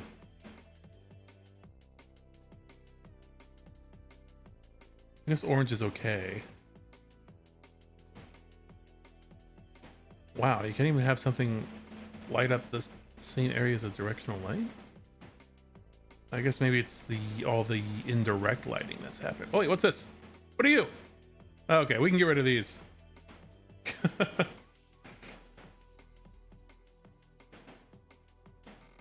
They were hiding in the supply room. This is where I keep all my wine. And my and my device. Does this have transparency? I think it does, doesn't it? No, it doesn't.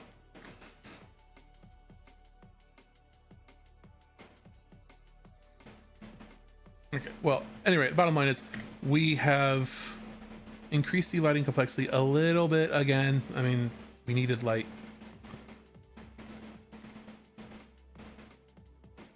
Now we can kind of get rid of that. There we go.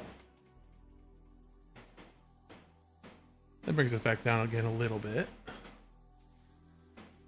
Can we do anything else with this? Yeah, that doesn't really help too much. Source height, bundle, angle. Other than to just minimize the area that we're overlapping. but that's kind of good. We want that. Like, now we have a little bit of oomph there. Maybe we need to look at the directional light and turn down the indirect scattering, so it's not getting quite so much light in areas that are not like this window area, you know, because that's bouncing over here and getting us these orange areas. But again, that's not too big. This isn't terrible. It's workable, especially if we go into, you know, potato mode in the viewport. Then it's nice and happy. Cool. All right, back to the bottles, or back to the alchemy area. So we need to avoid too many overlaps here. But I do want like little, what is this? It's a pot of spice. I'll move this over. Excuse me, I gotta move my pot of spice. So we do still want some lighting here, right? We're all in the green. We are outside of the attenuate. I wish it could be more of a cube. I know why it's a sphere, because that's how light works, but like, is there like a fall off? Hold on. I'll do that. Volumetric scattering. We'll turn those both down. X world, yeah. We get to wait. What if it didn't cast shadows? It doesn't make much of a difference. It's subtle. Let's turn that off for now. It's not casting shadows either.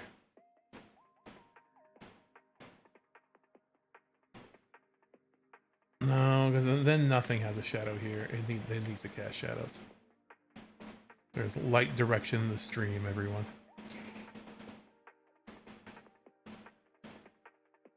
Oh, yeah, we are getting some over here too.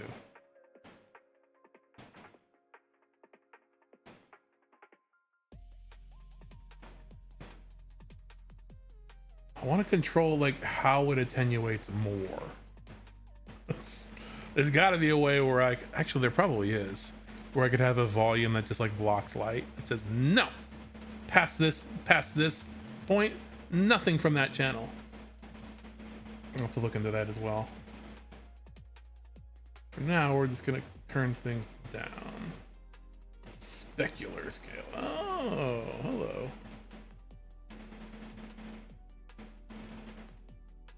Wait, are these actually helping?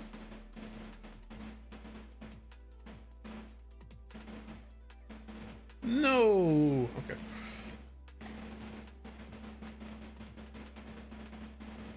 Bum bum bum bum bum bum bum. View lighting channels. Another thing to add to the list, which I'll do right now, actually. Learn more about UE lighting. Channels blocking optimization.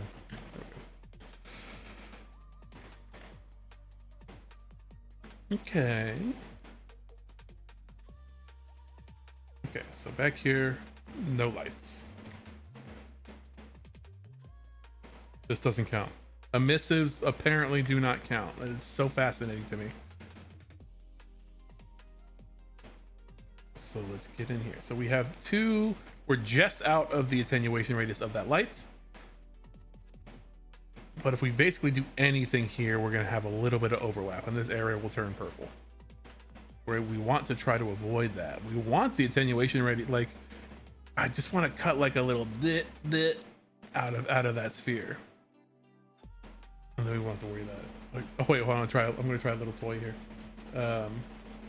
I want to cut a little. Hold on. Wait, hold on.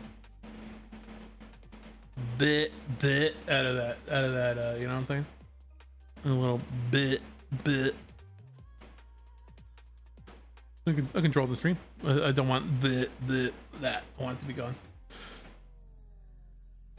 Zuchi, hello, welcome Look, I have my own beverage serving place. This is my tavern. This is Teneb's Tavern. Look at all the beverages we have here.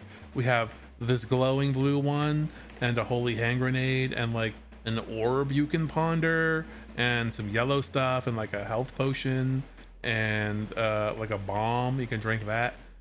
We used to have some tiki drinks here, but I think I got rid of them for some reason. I don't remember why I deleted them. But we have like a big tiki mug here. But yeah, we can make you a cocktail, you know? We're cooking up here. What's going on? What's going on, baby? Where's your stream? I saw you streaming earlier, but it was right when I was about to stream. And here I am. Sorry, I had to claim a Santa hat for my kitty. My little bongo cat. To answer your question, we are working on this little tavern map. I wanted to start getting in more into optimizing stuff as we're getting closer to like actually doing stuff with viewers, and I need to make an optimization pass. And because by even me on my god rig that I went into debt so that I can make this, we're our frame rates struggling in a few of these because we have to render the scene multiple times. So we are looking at how to reduce the amount of resources that we're using. Then we got Blueberry Bluesplosion, Lemon Enchantment, and Cocktail of Greater Inebriety. Yeah, I do. I also have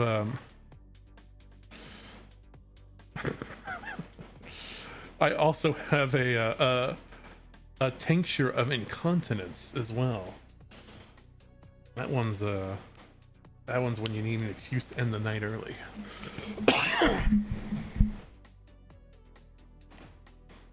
Yeah, I was talking about, but actually part of my little bird lore is that I'm like into alchemy, and the tavern is sort of like a waiting lobby for before like people go into the tower to do like to climb the tower and do a run. So players appear here while we're waiting for everyone, and I could do stuff like make cocktails or potions and stuff. Here I have a little alchemy bench over here, which is not lit. We're working on it.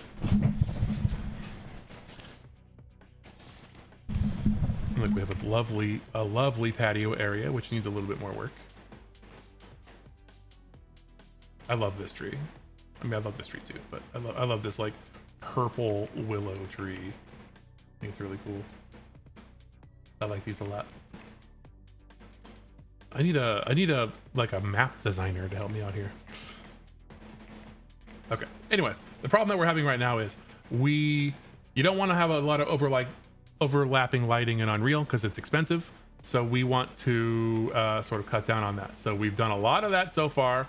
We fixed up our candles so they're not quite so crazy expensive, although we kind of need to fix how inconsistent they are now.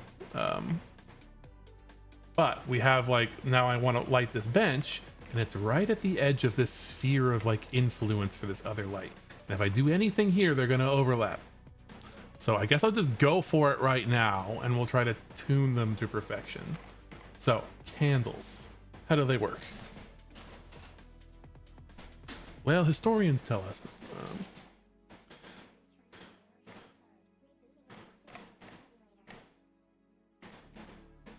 Let's see here. All right. So we want some particle effects back. I guess we'll take these now that we know a little bit more about what we're doing. So FX Candle Flame 02. You old card, you. All right, we're gonna put it here as a child component for this little guy, and down it goes. Oh, up it goes. Up, up, up, up. There you go. Now, clearly, this is not enough light to light up this area, although it does look kind of good. NGL. There we go. Oh, why are you not centered? What the hell? What's going on here? Okay. Center? What? What? Oh, wait, I scaled this thing, didn't I? Yeah. Okay, that did it. I'm gonna have to fudge this one a little bit.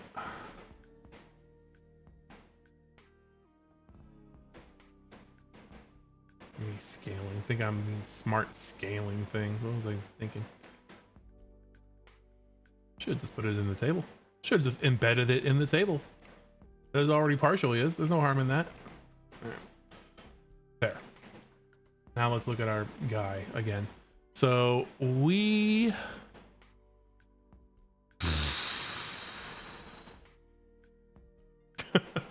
I'm thinking about how we can do this. High quality lights. So we don't want high quality lights. We don't want them casting shadows, although that would look really cool. We inverse exposure blends. What is that? Blend factor used to blend between intensity and intensity exposures. Useful gameplay lights should be constant brightness on screen independent of current exposure. Which can cause issues, exposure clearly, primary light and heat. Usage should be limited. That sounds like it might actually be decent in this scenario, but let's hold our horses for a second. Let's hold all of our horse curls. And while I get myself a beverage and I clear the drawing off the screen that I forgot was there. Yeah. I was. Here, I'll show you. I'll show you, Zuchi. I found a. Oh no! I turned off the chat dock. There it is. I found an OBS plugin that's just called Draw. Where the fuck is this window going? Where are you? Where's the window? Please. Oh, here it is. It just lets you draw on your stream. Boop, boop, boop, boop, boop, boop. See? This is kind of fun. You just like annotate things. I thought I just wanted to mess around with it. Anyways, yes, that's why that was there. Up. Okay. Now let's all. I don't even remember what I was gonna say. I was gonna grab a beverage. I was gonna be like, we're gonna think about this while I'm away. But now I can't even make that dumb little joke I was gonna make. Here, I'll let you watch this for 2 seconds while I go to the kitchen. Look, I successfully exported that animation we were working on the other day. Here we go. I'm an Olympic breakdancer. Woo! Woo! Look at me go. BRB.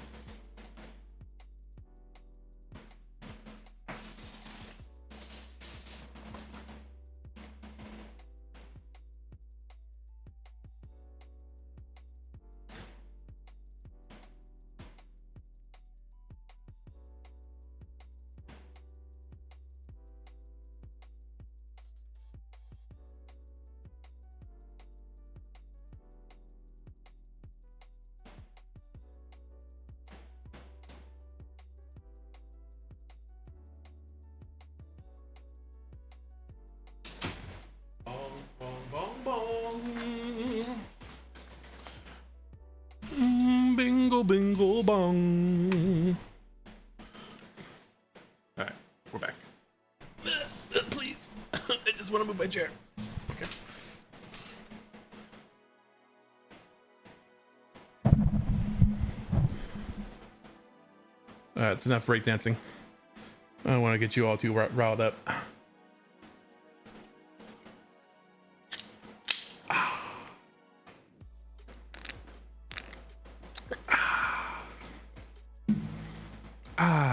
Delicious. Okay. So we want to make flame bigger without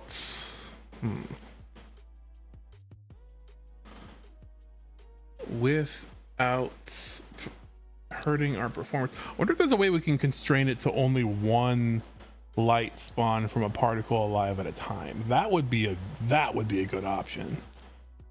Where it goes in here and it's like, oh, if there's another light, then don't spawn one. You know what I'm saying? But it looks like we're not getting that in here. So do use the inverse square fall off. Don't affect transparency. We'll draw a wire. Yeah, okay, I like that.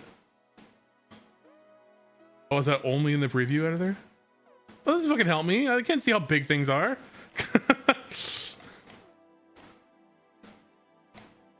Who knows how big that is? All right, whatever. That can stay. Color scale of life, we don't need that. Brightness scale of life, we don't need that either.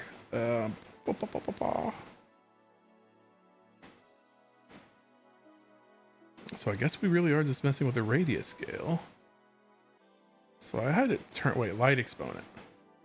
Provides the light's exponent when the inverse, okay, we don't need this. That's probably not gonna do anything because we're not using that. So we'll just set that back to 1 to avoid any confusion. Okay, no, 8 is the default value. My bad. No, 0 is the default value. My bad. Okay.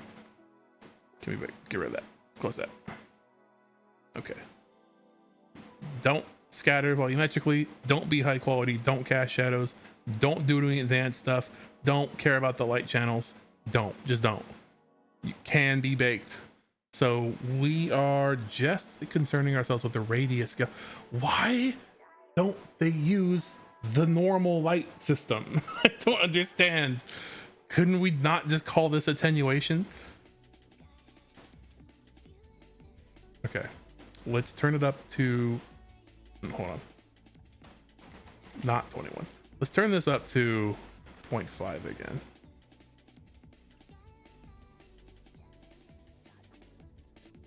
Okay, so we can have the lights be more or less constant to a degree if we turn it up to 0.5. And it doesn't look like that. Yeah, we get like little brief flashes of maroonness. That's not too bad. That's just a lot of them overlapping. Okay. Wow, why is this one going faster? What's going on here? Wait, why are you so much more active than your buddies? Are you just getting lucky? Okay, no, I see. You're the same.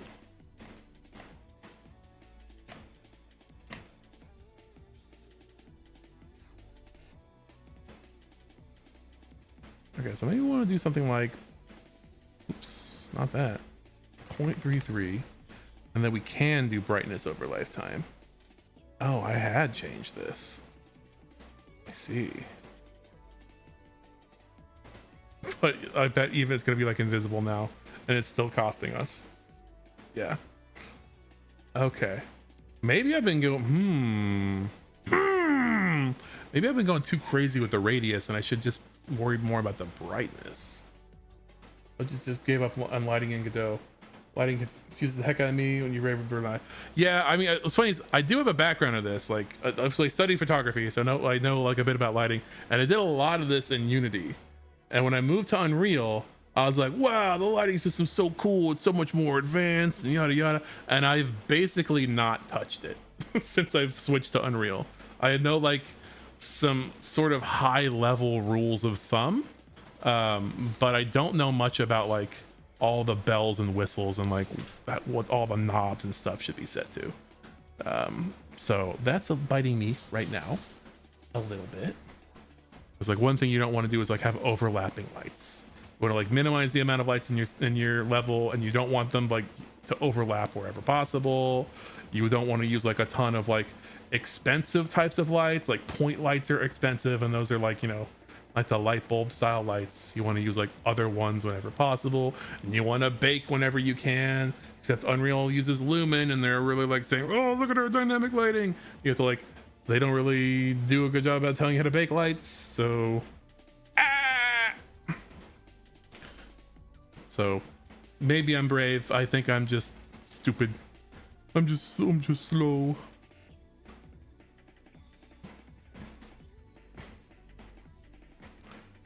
Okay. Excuse me.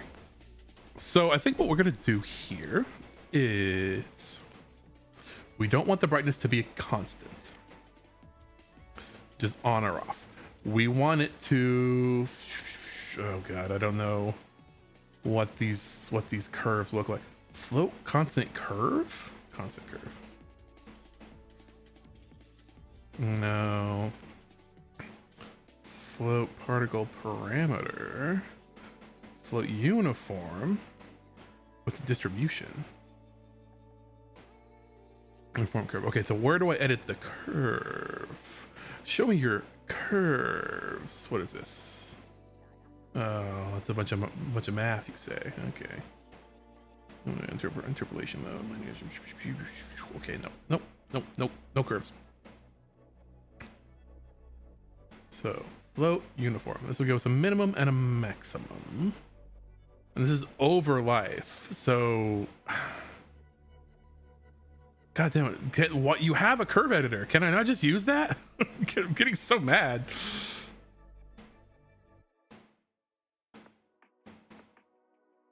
I could like make a curve file, but you're not accepting one. Just show me the curve. I feel it sound like a flat earther. Show me the curve. Where's the curve, bro?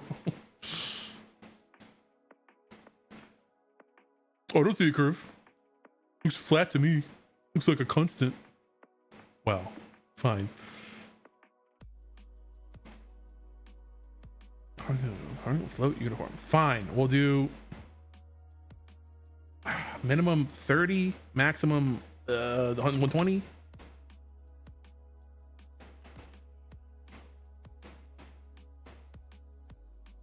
Okay. Well, that parameter is not quite right, but that does. Okay, we're getting a lot of flickering just because of how they're spawning.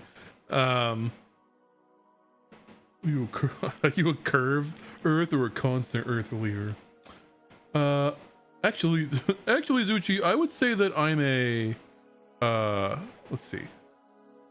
I would say that I'm a distribution constant curve believer. Which is absolutely a lie because I don't want to deal with response to this key to EG time.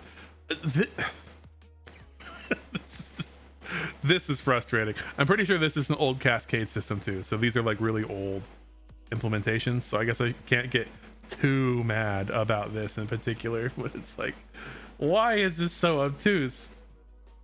Flow uniform. Actually, we'll go back to constant. Let's say 120. Woo! We don't get any sort of rules that say, wait, what are this? Yeah, we don't get any sort of rules that say, oh, don't spawn a light if there's already another light active. None of that.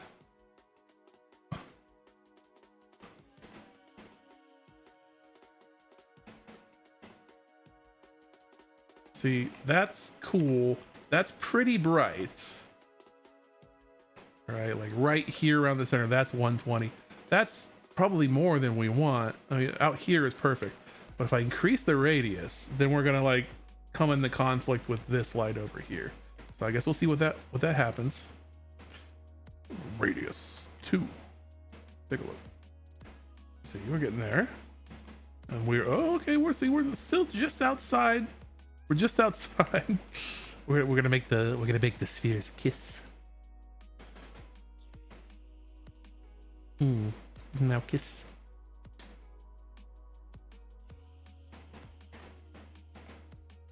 Okay. See, that's pretty good.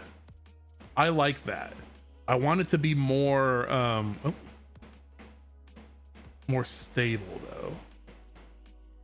Also, it really does not like aligning with this candle mesh that I shrunk down. Oh, there we go. And then of course we still have a candle that's heating up this alembic. We like need multiple different kinds of candle flames. Okay, so if we just look here, our frames are decent. We're still in the high 40s. See, another thing I want to do more of is I want to be able to do more frustum culling. And I was also thinking about like making a scene that's just like, oh, since the camera's always going to be pointing in this direction, you know, we could basically just get rid of all like everything over here and everything back there. But I still want to be able to fly the camera around. So what I'd prefer to be able to do instead is be like, okay, I have a mode where like the camera's here and it's locked onto like a pan. Or this isn't pan, this is trucking. When you move the camera like that laterally. Is that trucking? Hold on. I gotta look it up. It's gonna bother me. Trying to remember all the different kinds of camera movements. Types of camera movement.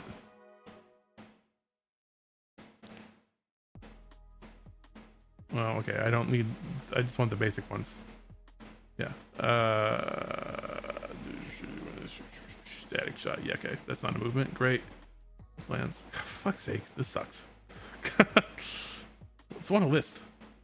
And tilt. This is not giving us all of them. Like basic camera movements. Hello? Hello? Why are you preventing me from going back to my search engine? You're the worst. Thank you. Yeah, pan, tilt, truck, and zoom. We know what zooming is. Panning is when you like turn the camera left to right. Yeah. Tilts, that's up and down. Yeah. And then dolly is when you go move the camera forward and backwards. And then truck, which I think is when you go left and right. You move the camera left and right. Yes, it's trucking. Okay, anyways, if we could have a scene set up where like, oh, the camera is locked on a rail and it can only truck back and forth and like pan and tilt, then we wouldn't have to have any of this other shit visible, right? So okay, I need to make a note for myself.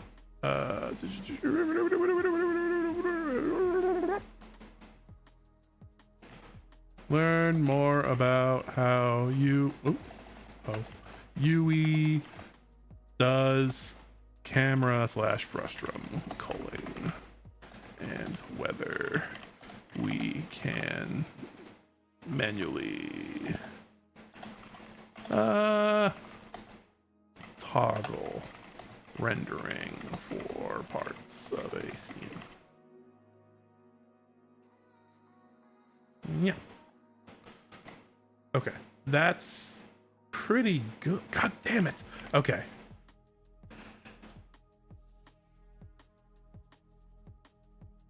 What if? Okay, bear with me here. Oh, that'd still be one light. This one light isn't so bad though. Okay. Sorry, I talk to myself so much. Module, is this the color of the light that it's giving off? That doesn't look right. Although like a gold light with the blue over times might look pretty good, to be honest. Here's what I'm going to do. I want to set the spawn fraction to like 0.1. Okay, and that's going to give us like a little burst every once in a while. Little. Come on, you can do it. Little. Just one. Just give us one. You're really embarrassing me right now. Come on. There we go. Ooh, one little flare. Okay. Okay. Well, now we're getting lucky. Sure. So now that we've got that going on, what we can do, right, is just have a light that's in here. That is not where I clicked. Come on. Have a light that's in here all the time. Okay. And this light does cast shadows. And it's right there where the candle flame should be. However, friends, it's only going to affect the table. Just like that. The table and the immediate surroundings. And furthermore, we're going to make it like gold. Ooh. That's kind of nice. Okay. And furthermore, not nearly so bright. Okay, well, brighter than that. But let's see here. 100.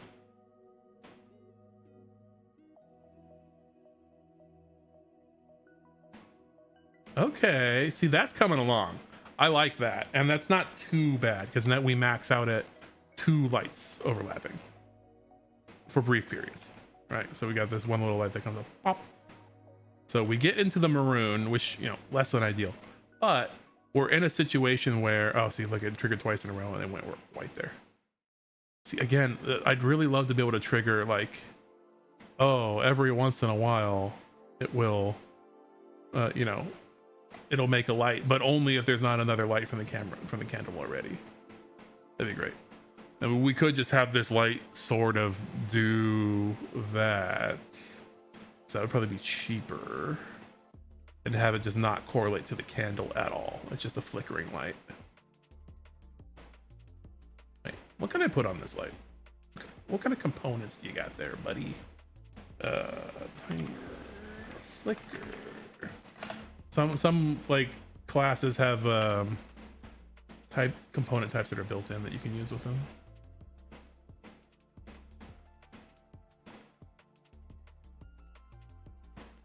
I could make a blueprint that's just like flickering candle light. Okay, you know what? Like, I guess that's exactly what we're doing. Hold on. I like these streams that they're just very circuitous, like journeys through my thought process to arrive at a solution. Like, okay, I guess we'll do it like this. Boom, boom. Actor. Will do. Blueprint class. Actor. BP. Flickering candle light. Bam. We'll open up that blueprint. All by its listen. And we will say there should be a point light here. There we go. Look at that point light. We're gonna set some. Let's see. We're gonna set some defaults to it. So we'll do like 250, 250 for intensity and attenuation. And then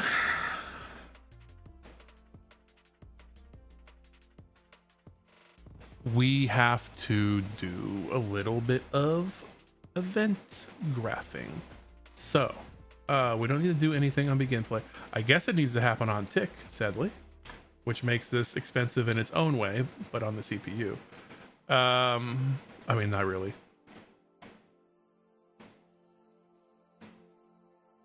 I guess it does need to happen on tick, huh? Because it needs to know what time is passing. Can you do like a timer without being on tick? Oh, I guess you probably can. Wait, hold on. Okay, hold on. We're gonna go back here. You can like make a timer, right? There's like a built-in thing in Unreal that doesn't have to listen to ticks. It just says, okay, every interval on this timer, like do a thing. Clearance time set timer, but set a timer to execute delegate setting an existing time. I'm gonna make a timer. Make timer. How do I do this? There's like a whole thing in here where you like make a task or a timer and you attach a callback to it.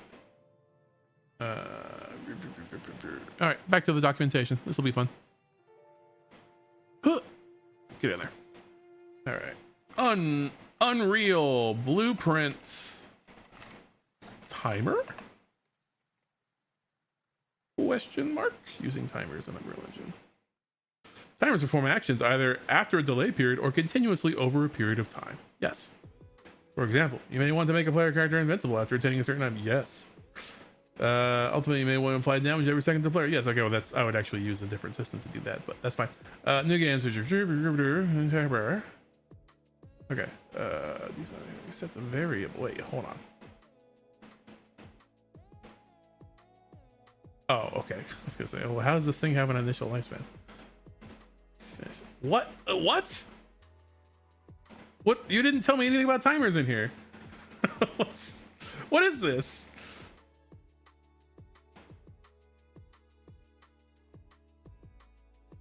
It contains a... What the fuck? Okay. You didn't tell us anything about timers in this. What? Oh, okay. Hold on. There's more. This is like finished blueprint. What do you mean it's finished? There's no timer in it. All right. Okay. Here we go. Yeah, hell yes. Great. Yes. Great. Dude, I would like to get to the part with the timer. Okay. Here we go. Blueprint subtract. Okay. Yes. No. Yes. Still no timer. Take fire damage. Wrench. Can we... Where's the timer part? Okay, implementing the ignite fire timer function. Great. Here we go. Okay, still not at the time. Okay, set timer function by thing. Okay. Attach actor to quote. Search for, select set timer by function name. Okay. Set function name pin to take fire damage and the time pin to... Lastly, click and check the box. It returns a handle to the timer. Yeah. So I have to make a function first. This is what I'm getting here.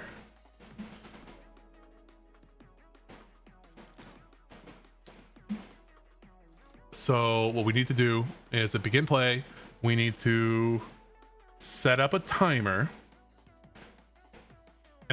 and we want to pass in a few things where it's like, oh, okay, minimum time interval and maximum time interval, and then we'll pick a random number between those two numbers, and that'll be the interval there, and then we will set a timer that says after that amount of time, change the intensity of the light. Oh, so we want it to flare up to the maximum brightness, and then we want it to interpolate back down to its normal brightness, and then we just have it do that on repeat. It's like, okay, when it's done with one cycle, then it calls the function again, and the function says random number, start the timer, yada yada yada, and it runs ad infinitum. Right, hold on, sorry, I gotta take a quick break again. I know this is all super exciting. Let's do a little dance for you while I'm gone. So we don't have the ray gun flop set up as in the animation tree yet, so we can't do that while we're gone. Oh, I can't do any dancing because I'm not in the right scene. Well, haha, I'll excuse myself. Pop, BRB.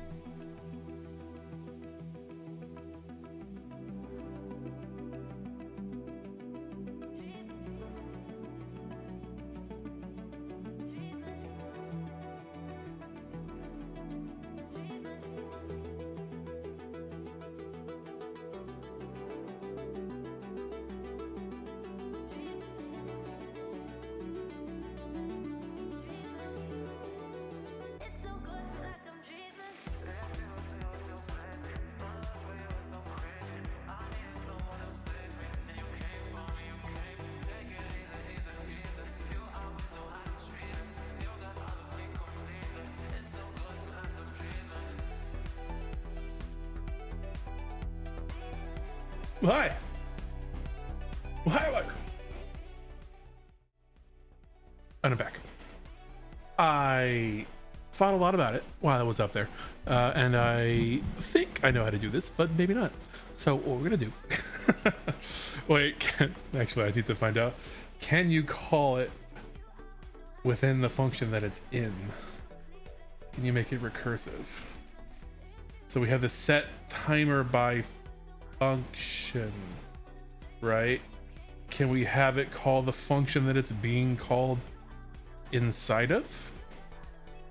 What do you think about that? Let's see here. Functions. Okay. Oh, well, so you can't time yourself out because you are a mod. you silly goose. Thanks for the 6,000 buck. Actually, hold on. Let's give those back. Oh, what? It's like my mod. Oh, here we go. Reject and refund points back to user. Get out of here. We don't accept those invalid redeems. Take your money back. Welcome back, Navian. Okay, so oh, hold on. I've got another chest open. Oh, I've got some books. Is it going to be a stack of books on my head? It is. Yay! All right, sick. We'll keep that.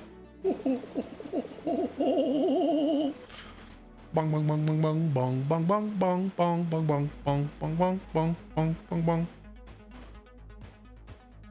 All right, so we have this function, and now it's named new function because I started clicking around. It is going to be called flicker randomly. I've been lurking on this extra brand data. Yeah, me too. Man, I woke up at. Okay, so. I did stay up late last night, like reading various trash manga and just fiddling around with stuff before I realized that it was almost 3 in the morning. I was like, holy shit, I need to go to bed. So I went to bed really late. Now I woke up, this isn't that crazy because, you know, I still got like 8 hours. I woke up almost 11 a.m., which is nearly impossible because my cats wake me up no later than 8 a.m. because they're like, oh, hey, it was breakfast like an hour ago. Truly just unreal that they were just snoozing with me until 11 a.m. Maybe that's because they stayed up late with me as well. But I woke up late and I got a real late start to the day. I was real groggy. So anyways, long story short, hey dude, I know how you feel there. However, I have the advantage of dextroamphetamine. So get on my level.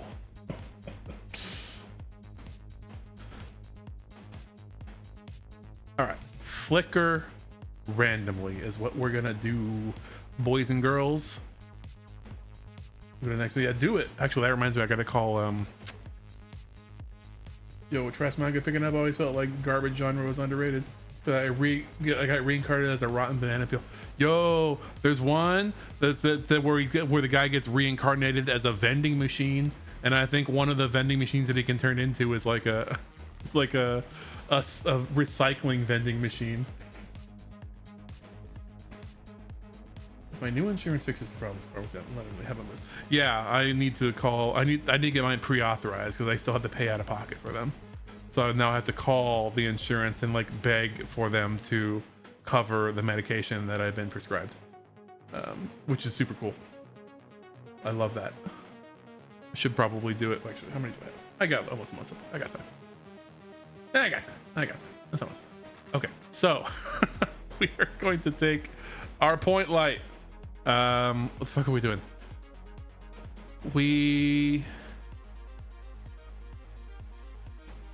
How do we want to do this?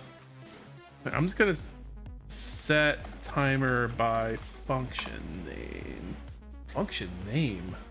That's wacky. Okay.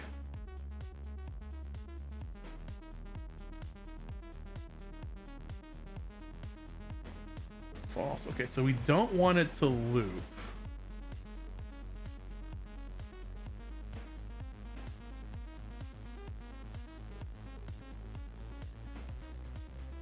This gives us a handle. And we don't want.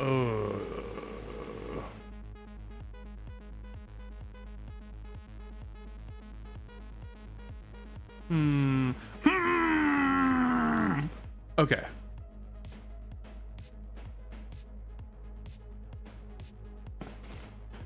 Do we need a timer, actually?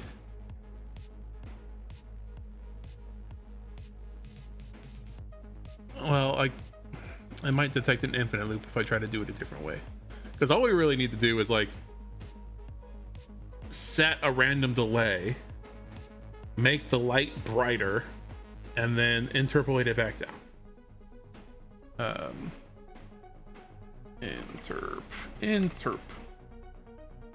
Interpolation. Float spring interp. A simple spring model to interpolate from current to target. I don't know the difference between all these models, so let's use the simple one. Ah, fuck, how do I do these? No, how do I interpolate in blueprints?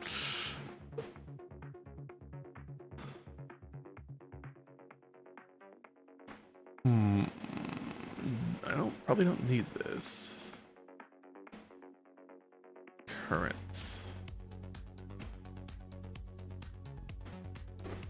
Hold on. Turnian spring. Vector spring. Why are they all springs?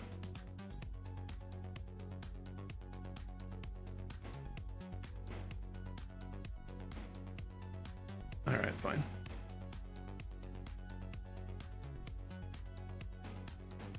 Okay. I'm thinking here. We want to can we can't even do delays in here, can we? No, because this is not okay, that's why we need to use timers.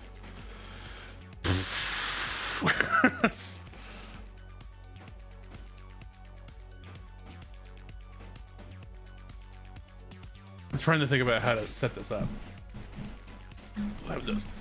We want to start the game. When the game starts, each of these light sources should... There's no wait function. There is, but you can't do it inside of a function. You can only do it on the event. You can only do like latent nodes like that on the event graph itself. You can't do them nested inside of a function. Here's one right here. So what you need to do instead is essentially, if you're in a function, you need to make this timer thing, which is like making like an asynchronous task, and it returns a handle, and then you use that handle to keep track of the specific timer and pass it around. So what we need to do is we need to start the game, and then for each instance of this thing, we want a random number. We want a random number between, you know, 1 and 5, let's say. It picks a random number for those, and then that is the flicker delay. That's how long before the flicker event happens. So when we have that, we should set a timer with that time, and then after that's done, it should increase the brightness of this light source and then interpolate it back down to its normal value. So it flares up really quickly and then tapers back down like a candle flickering. Looking for a random number. Oh, that's good. No, yeah, 3 is a good random number. That's good. That's a good one. But I don't know. Actually, okay. I've got it. Boyos. Okay. So what we're gonna do is we are going to make a new variable. It's a float. That's called flicker delay. My brain is mush today too. I wasn't expecting to do any programming or anything resembling programming. Flicker delay. Okay. Boom. So its default value irrelevant. It could, oh. Wait, why is it? It's something. It's mad at something in here. Okay, yeah, that's fine. Flicker delay. default value irrelevant. It can stay 0. And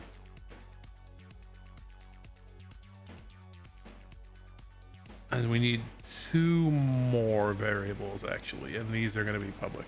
So we'll do max flicker delay. Can you guess what the next one's going to be? Min flicker delay. Okay, and these the default values of these are more important. So we'll do 1 and, but these will be public. So these can be editable on instances of the of each candle. Okay. So what we'll do is we're gonna get a random floats, random, get random, no, random, reset random, random, get stream seed. What? Get a new random seed for a random stream. What does that mean? What is a stream in this context? Okay. I would really just love a random float between two values. That'd be pretty cool. I would expect it to be in the random library here, but I mean, what do I know? What the fuck? Why can I not get a random number?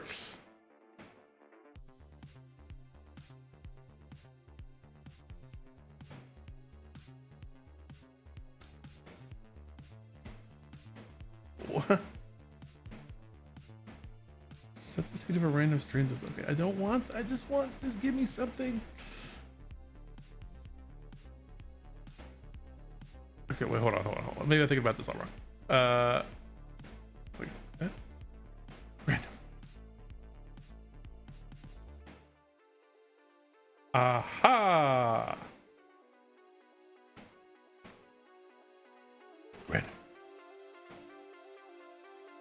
Random float in range. Yeah, there we go, buddy. All right.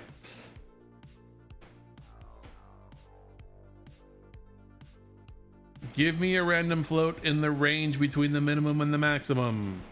Good. Then we will set flicker delay to this number. Good. And then, after this delay has expired, then and only then, we're gonna call this function. You like that? Is that good? You like that? Oh wait, hold on. We're not actually doing a delay here. So what we want to do is make this an input. Okay, so we want in delay, right? Make this a float. Bada bing, bada boom. Okay, so now we get passed in that number. And then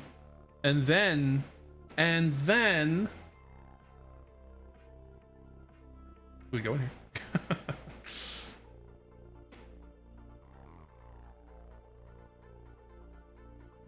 Let's see. All this, by the way, is I could have been done with this already if I just done it on the event tick, but I don't want to. I don't want to use tick when I don't have to. We're trying to optimize things today. So set timer by function name. So delay start. So I'm gonna pass other. Oh, Jesus Christ. Okay, we're gonna go back to the documentation.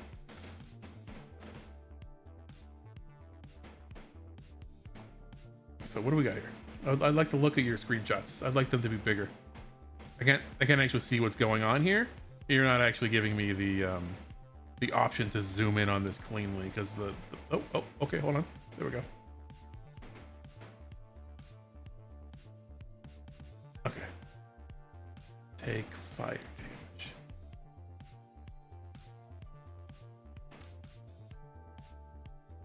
I'm gonna read a little bit about how this works.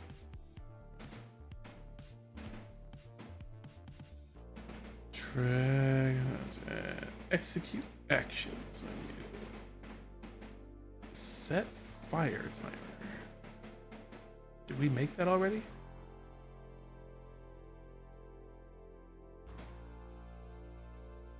Set fire timer. Set. So no. Set.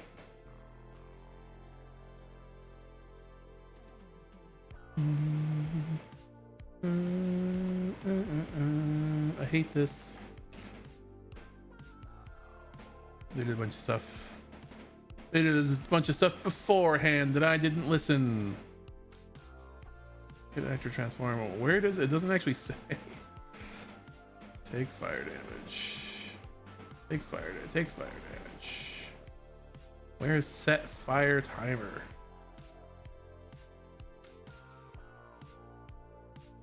Where did you make that? Ignite timer fire. We got nothing here. Okay. Attach the component. We don't care about that. Drag actor to actor. Actor to actor. Okay. Set timer by function name. Set the function name. Take fire damage. And then set the time pin. Okay, great. This function enables looping. We don't want that. From the set timer by function name, drag the timer handle return value and execute actions menu. Search for set fire timer. We don't have that. Oh, that's just caching the. Okay, that's fine.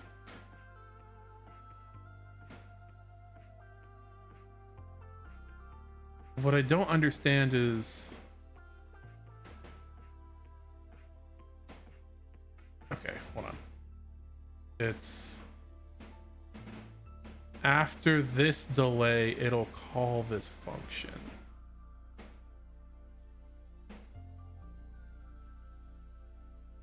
So what we should do is execute the flicker here and then have it call itself again. Right? Which means we need a delay here after all. So then we'll just put one right here. So we'll do delay for this amount of time. And it just does that once.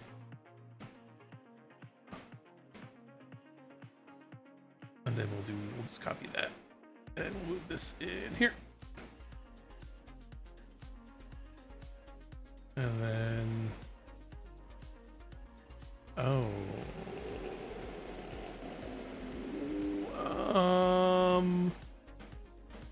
wait. But it calls this. How does it pass in an argument? Fuck. God, I hate this.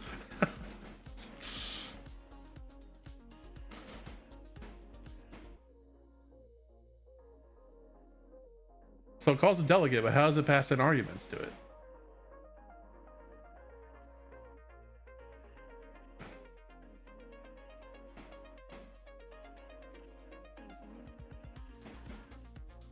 All right, I'm gonna do it the dumb way for now. I need to read up more about timers. It's been forever since I used these. We're gonna unhook these.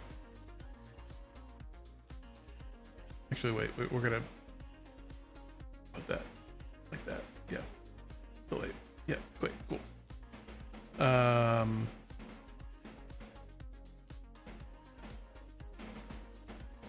Shit.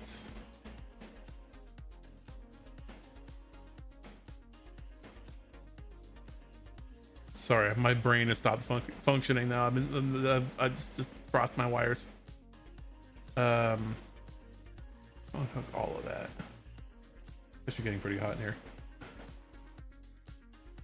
My brain is overheating. Hold on a second. I fan myself. I'm gonna hold that. Actually, you know what? Cold beverage against the forehead. Ah,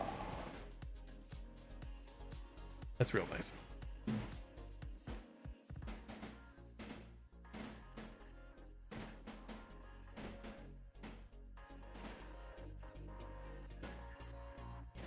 Am I overthinking things?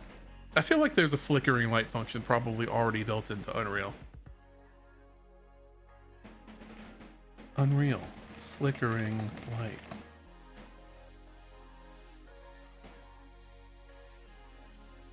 Yeah, here we go. There we go. Uh-huh. Material. Oh. That's interesting. I guess that probably... Oh, but it's emissive. Is that gonna be okay? Okay, I mean, that does seem smarter. Then just only requires me to use some... Oh, well, what's this? Fighting game with... Is that gonna say bikinis? What's going on there? Can you see that? Oh, this is the end of summer.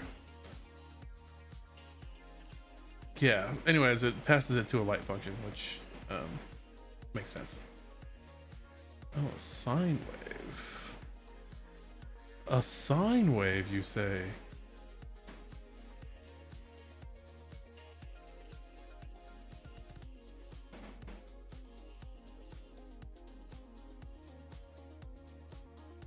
Okay, changes in the material by adding content browser, and then make it scalar node.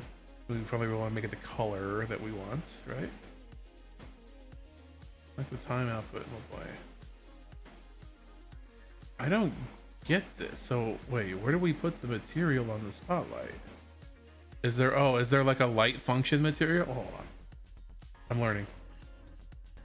learning. Five guys on me. Light function material. There it is. Okay, yes. Yes. I get it. I understand. And I'm totally okay with deleting everything we've done. I get it. Thank you, kind tutorial maker. All right, we're gonna go here. We are going to make material. We're gonna go LF flickering candle. We are gonna make it a light function, like so. And what did he do? It was just it's like pure white, right?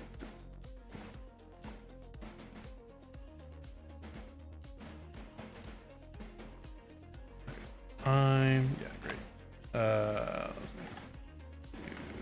Flicker factor. Okay, that's just a param scalar. We'll do parameter flicker factor. Sure, we'll use your name. Multiply.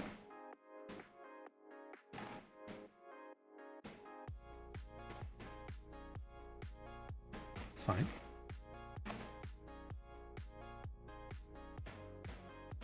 I think the last one is fracture. Frac. What is a frac? Anybody do math out there? What the fuck is that? And then that goes into emissive. Okay. That's over time. So that's just this. This isn't going to be random. It's going to be like on the sine wave, right? I guess I could probably randomize something in here. So we can at least test it here. Flicker factor. What do they have it as? Like 2? 2?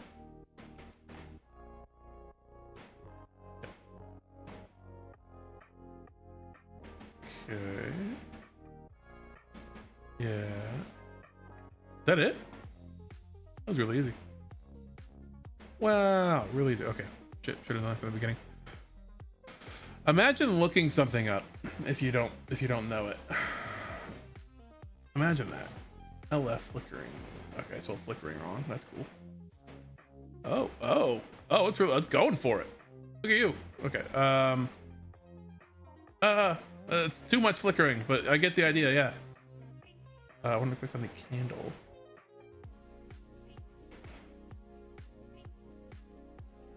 Ooh. Okay, yeah, too much flickering, clearly. However,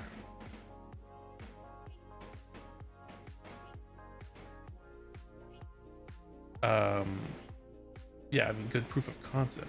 So what is the flicker, like the higher the number, the more the shorter the interval? Is that what we did? Let's see here. Go here. And we'll go into that center. And we'll figure out what the hell we did in here. Also, maybe we'll just go ahead and rename it while we're here. Flickering has a K in it. Okay, let's try like 0.5. See what happens. Okay, yes, that is exactly what happens. Why is it? I don't understand. Oh, why are you still doing that? You don't even have the oh, it's a separate. Yeah, okay.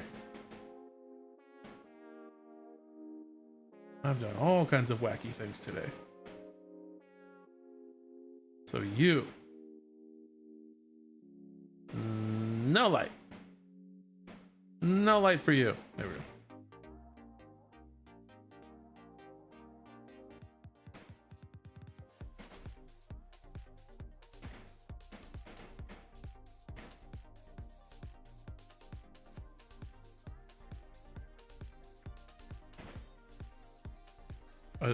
I'm not a huge fan of like that stutter.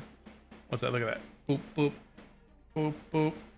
That's not quite right. Something is wrong with this guy's math. Or I missed a step.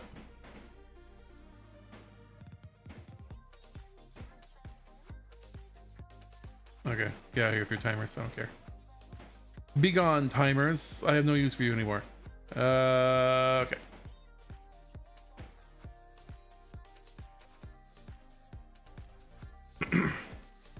Do a thing. Add a spotlight. Okay, great. Yeah, okay, that's what. Fine. Make a material. Okay. Done. Scalar parameter. Done. Set to 2. Done. Time. Multiply. Done. Time. Flicker factor. Done. Sign. Okay. Just sign. No modifications to this node. Frac. Again, no modifications to this node. Connect them up like this. And details panel. Switch material element to surface to light function. Done. Connect the frac output to emissive color. Done. Materials apply. Done. Material will be similar to this. Light level detail. Scroll down. Light function. Done.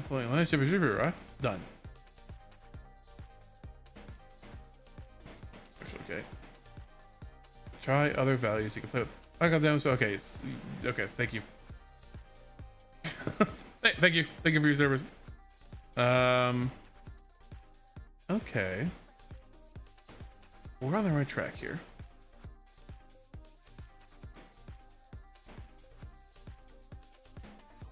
I'm not a big fan of that. I mean, although that is sort of candle-like. I will admit that candles do that sometimes. Having seen a candle before, I can verify that. I have to have a candle right there. I have multiple candles within arm's reach of me. I can prove it. Okay, so let's look at what we got here. Fade distance under the light function. Okay. Disable brightness. Nothing. Light function scale. I feel like I'm not gonna mess with any of that. That's fine. We'll just go back into the node. Maybe slower. Much slower. Let's go like 0.1. See what happens there. Oh, okay, a little too. Ah, I see. It's because it's jumping back. I see. It's because it's jumping back to the other end of the sine wave, or it's jumping back from like the top of the sine wave to the beginning. Sometimes. What is frac?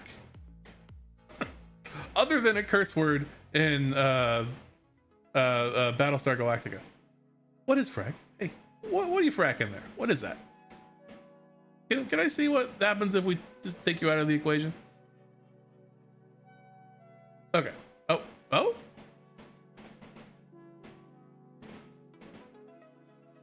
Okay. So that's exactly what I thought would happen. So then we want to clamp it between a number above. Yeah, that's perfect. We just want it to be between like default brightness and like twice as bright. So what's going on here? I don't want it to go down to 0. I would like it to. That's why time. Oh, I see it's preview. That's a preview. Well, why isn't this previewing? You should be getting brighter and darker. We're streaming here. Go on. So like the frac is responsible for that cutoff, which we don't want. Is there another node we can use?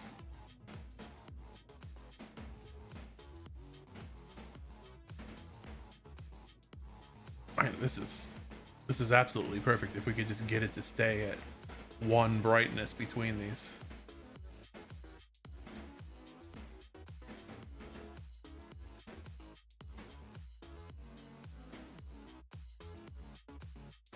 I guess we could clamp it, right? Clamp! Clamp it. Can we do that? We like clamp. Min 1 max 2. Do that.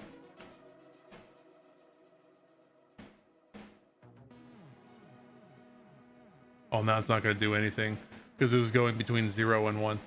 Okay, so wait.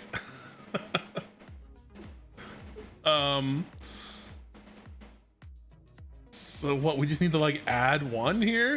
Am I stupid? Hold on.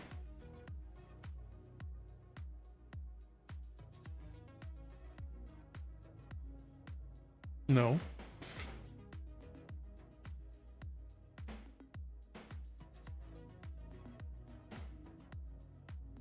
Why isn't that working? Like, why isn't that working? Maybe I need a bigger flicker factor.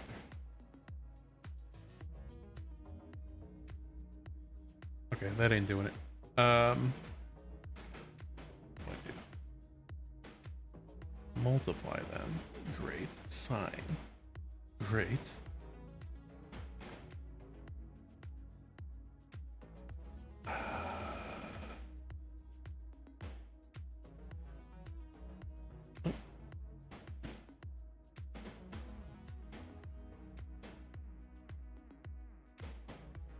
Change my clam mode.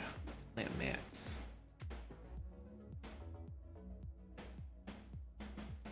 Oh!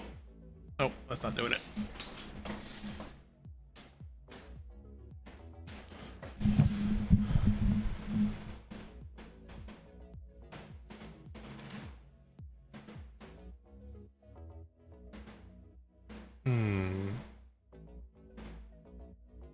And this is basically operating in the reverse of how I want it to. I want it to always be that bright, and then for it to flicker up to be like 50% brighter than that, and then return to like stable brightness.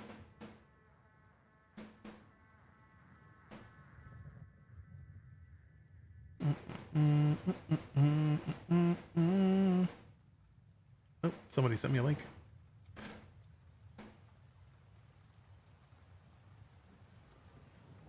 So can I... Wait, what if I multiply by -1?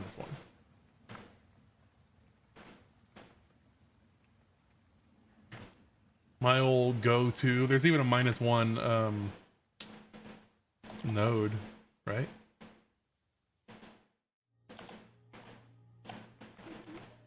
One minus? Is it 1 minus? Oh, no, this is something different. Okay. If I just do -1. What if I flip the value? What do you think about that? You like that? Oh, of course it's gonna fucking happen exactly. It is now. It's just happening in reverse. It's stupid of me. Okay.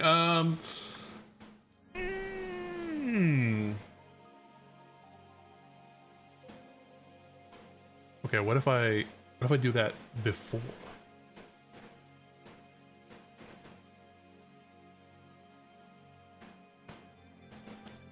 Minus one. And then we feed that in here. What do you think about that guy?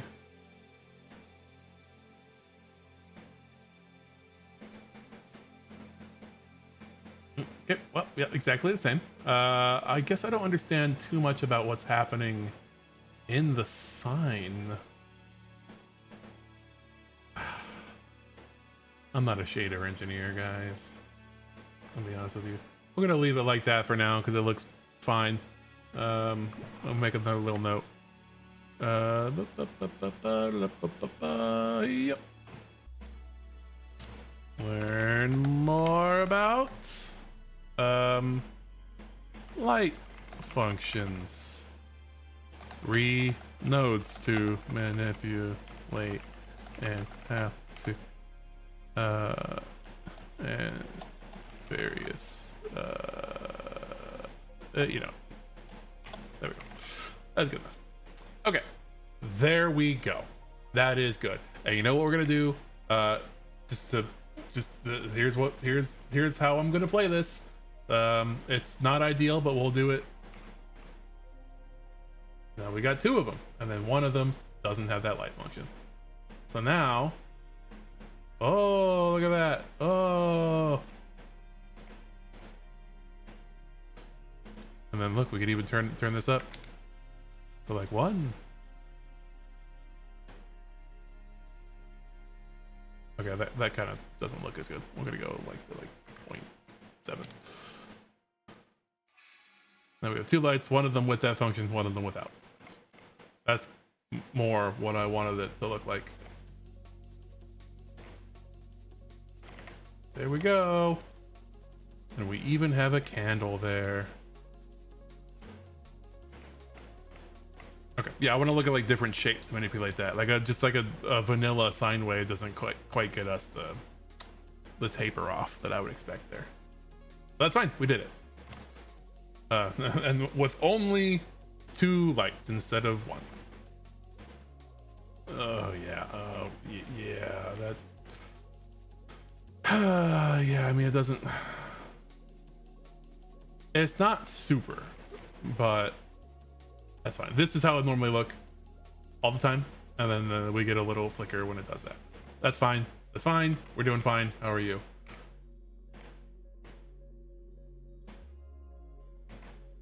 Now we could get kind of crazy and do that again over here.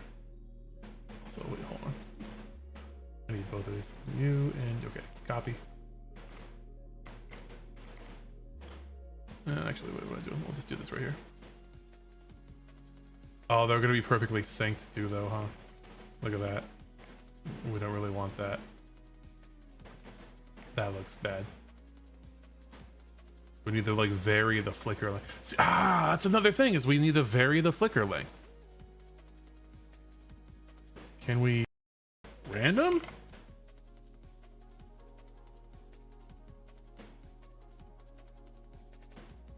Random?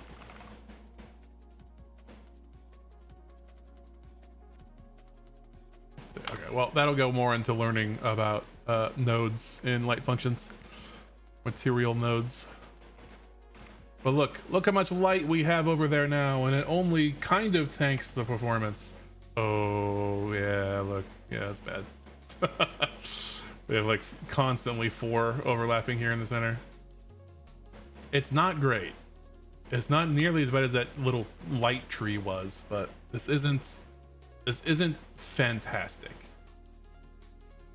We can go sit over there though, if you want. You want to sit over? You want to? What if we kissed at my alchemy table? Huh? Would you like that?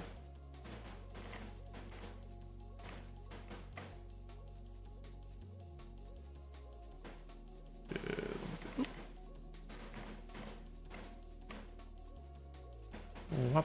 I'll stand on my little bench on my stool. Little stooly stand. Go over here. Pilot. Ooh. Oh look. Oh, my eyes are reflecting the candles. Can you see? You see the candlelight in my eyes. Wait, why is it? The framing of this is really weird. There we go.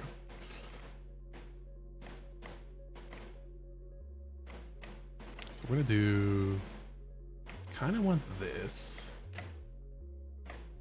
but this is gonna give us a little problem if I frame it like this. First of all, we're gonna turn that on. We're gonna go over. We're gonna turn off the show only this. Boom. So a little problem now, as you may have noticed, is my face no longer lit. We have this cool background that's all lit up. We got our alchemy junk. Me face. Shadow. That's not what we want. So we're gonna need yet another light source. Oh boy.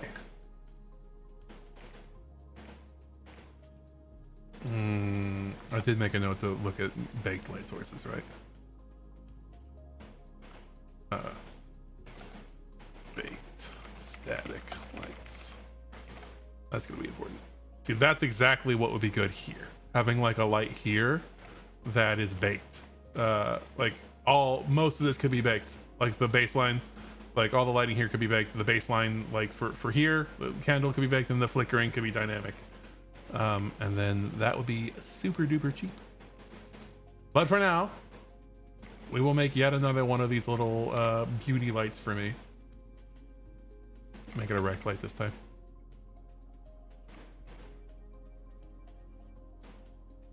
Or a fill light. Well, I guess this isn't the fill light. This would be sort of a primary. I guess it is a fill light. Just for me face.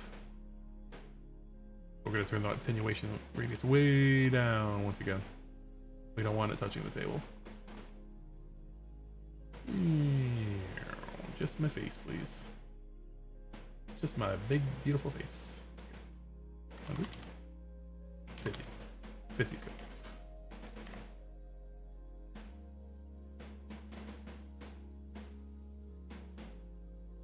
I guess attenuation needs to be a little bit more than that because if I turn my head away. So too close, too hot. And then what we need to do, move it over a little bit. I think so. Let's see. Yeah, attenuation too small. Too much attenuation. 75. No. Now it's touching the table. 60. There we go. And then we are going to play around with some of these settings here. Oh. Then barn door. I'm gonna barn door you. Okay. Then we'll turn down the intensity to 2 candelabras. 2 candelas. Candelas. Maybe 1 candela. Yeah, actually that looks pretty good. Just 1. I want you into light color too. Be a little bit more.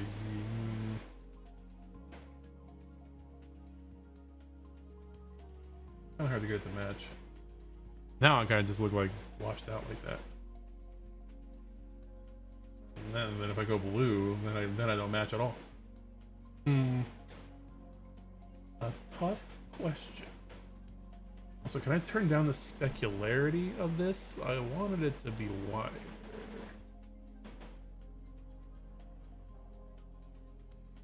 Oh yeah, I can. There we go. I do like that, and then oops, 60, please. And then like that. Yeah. I don't want it to be like quite so hot on me, you know? Oh, there we go. I'm sort of in my dimly lit study. Or I guess it's not my study anymore. At my dimly lit alchemy bench in my dimly lit bar.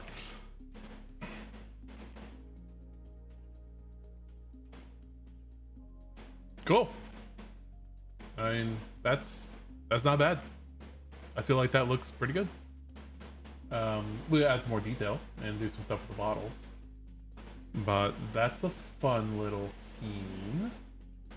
And we could even do like fun little camera movements where we sort of like pivot it. Well, I'll show you. Where we sort of, oh, wow. What? How did that happen? Hello? What? Hello? What? I'm coming back, don't worry. All right. Okay. And we can do fun little camera movements, you know, like where we like sort of pan around or like truck around, you know, and like get a few different angles. Wow, here I am at my desk working on things. We could like go there behind the candle and like sort of peek up. Be like, haha, I see you. Sort of fly through the bottles here. Oh yeah, we can do all this. Wow, and then we can look over there at the bar. I could look over my shoulder and be like, hey, you want a drink? And then we can fly over here. I don't get all blurry because the camera is focused on me. Whoa! And I could peek at you behind the glasses. Haha. Are you thirsty? Hey there, traveler. Are you thirsty? Anyways, yeah, that's the plan. And back it out a bit, see a little bit more. I like that. Oh, there we go, a little bit more in frame there. I kind of like how the bottom of me is lost in shadow. We're gonna stick to that. Yeah, there we go. Cool. I love it. And our frame rate's so good right now. It's not. It's kind of tanking with the lights that we set up there, but that's okay. That's fine. Okay. Well, another bit completed, air quotes for now. I am looking at some things. Okay.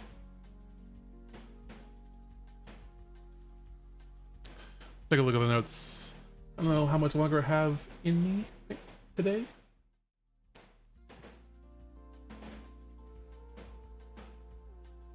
I woke up sleepy, which I guess, I mean, isn't really unusual for people. Oh, chatters somehow. New little room that's optimized. Okay. We did a lot there. It's like we built this whole room today. Yeah, I might call it there and raid our good friend Mau.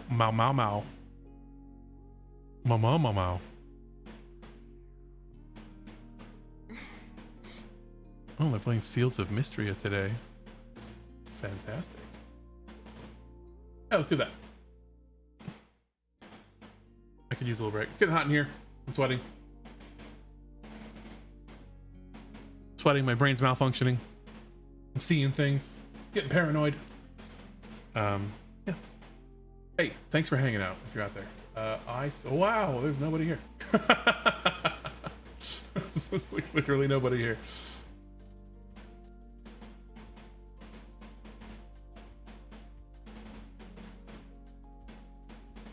Hey, thanks for hanging out if you're out there. We're gonna raid Mau Mau. I'm gonna come back tomorrow. We're gonna do some more work. One of these days, I'm actually gonna like sit down to do the work I said I was going to do instead of working on something else, and then we can do the thing that I said we were gonna do.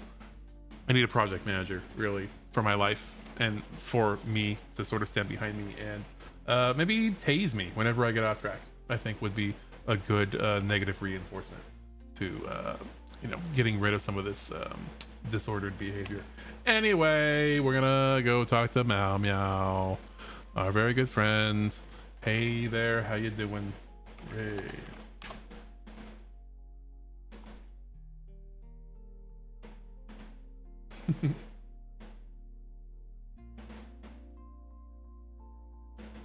I don't know. If it's just me, I think maybe probably won't raid.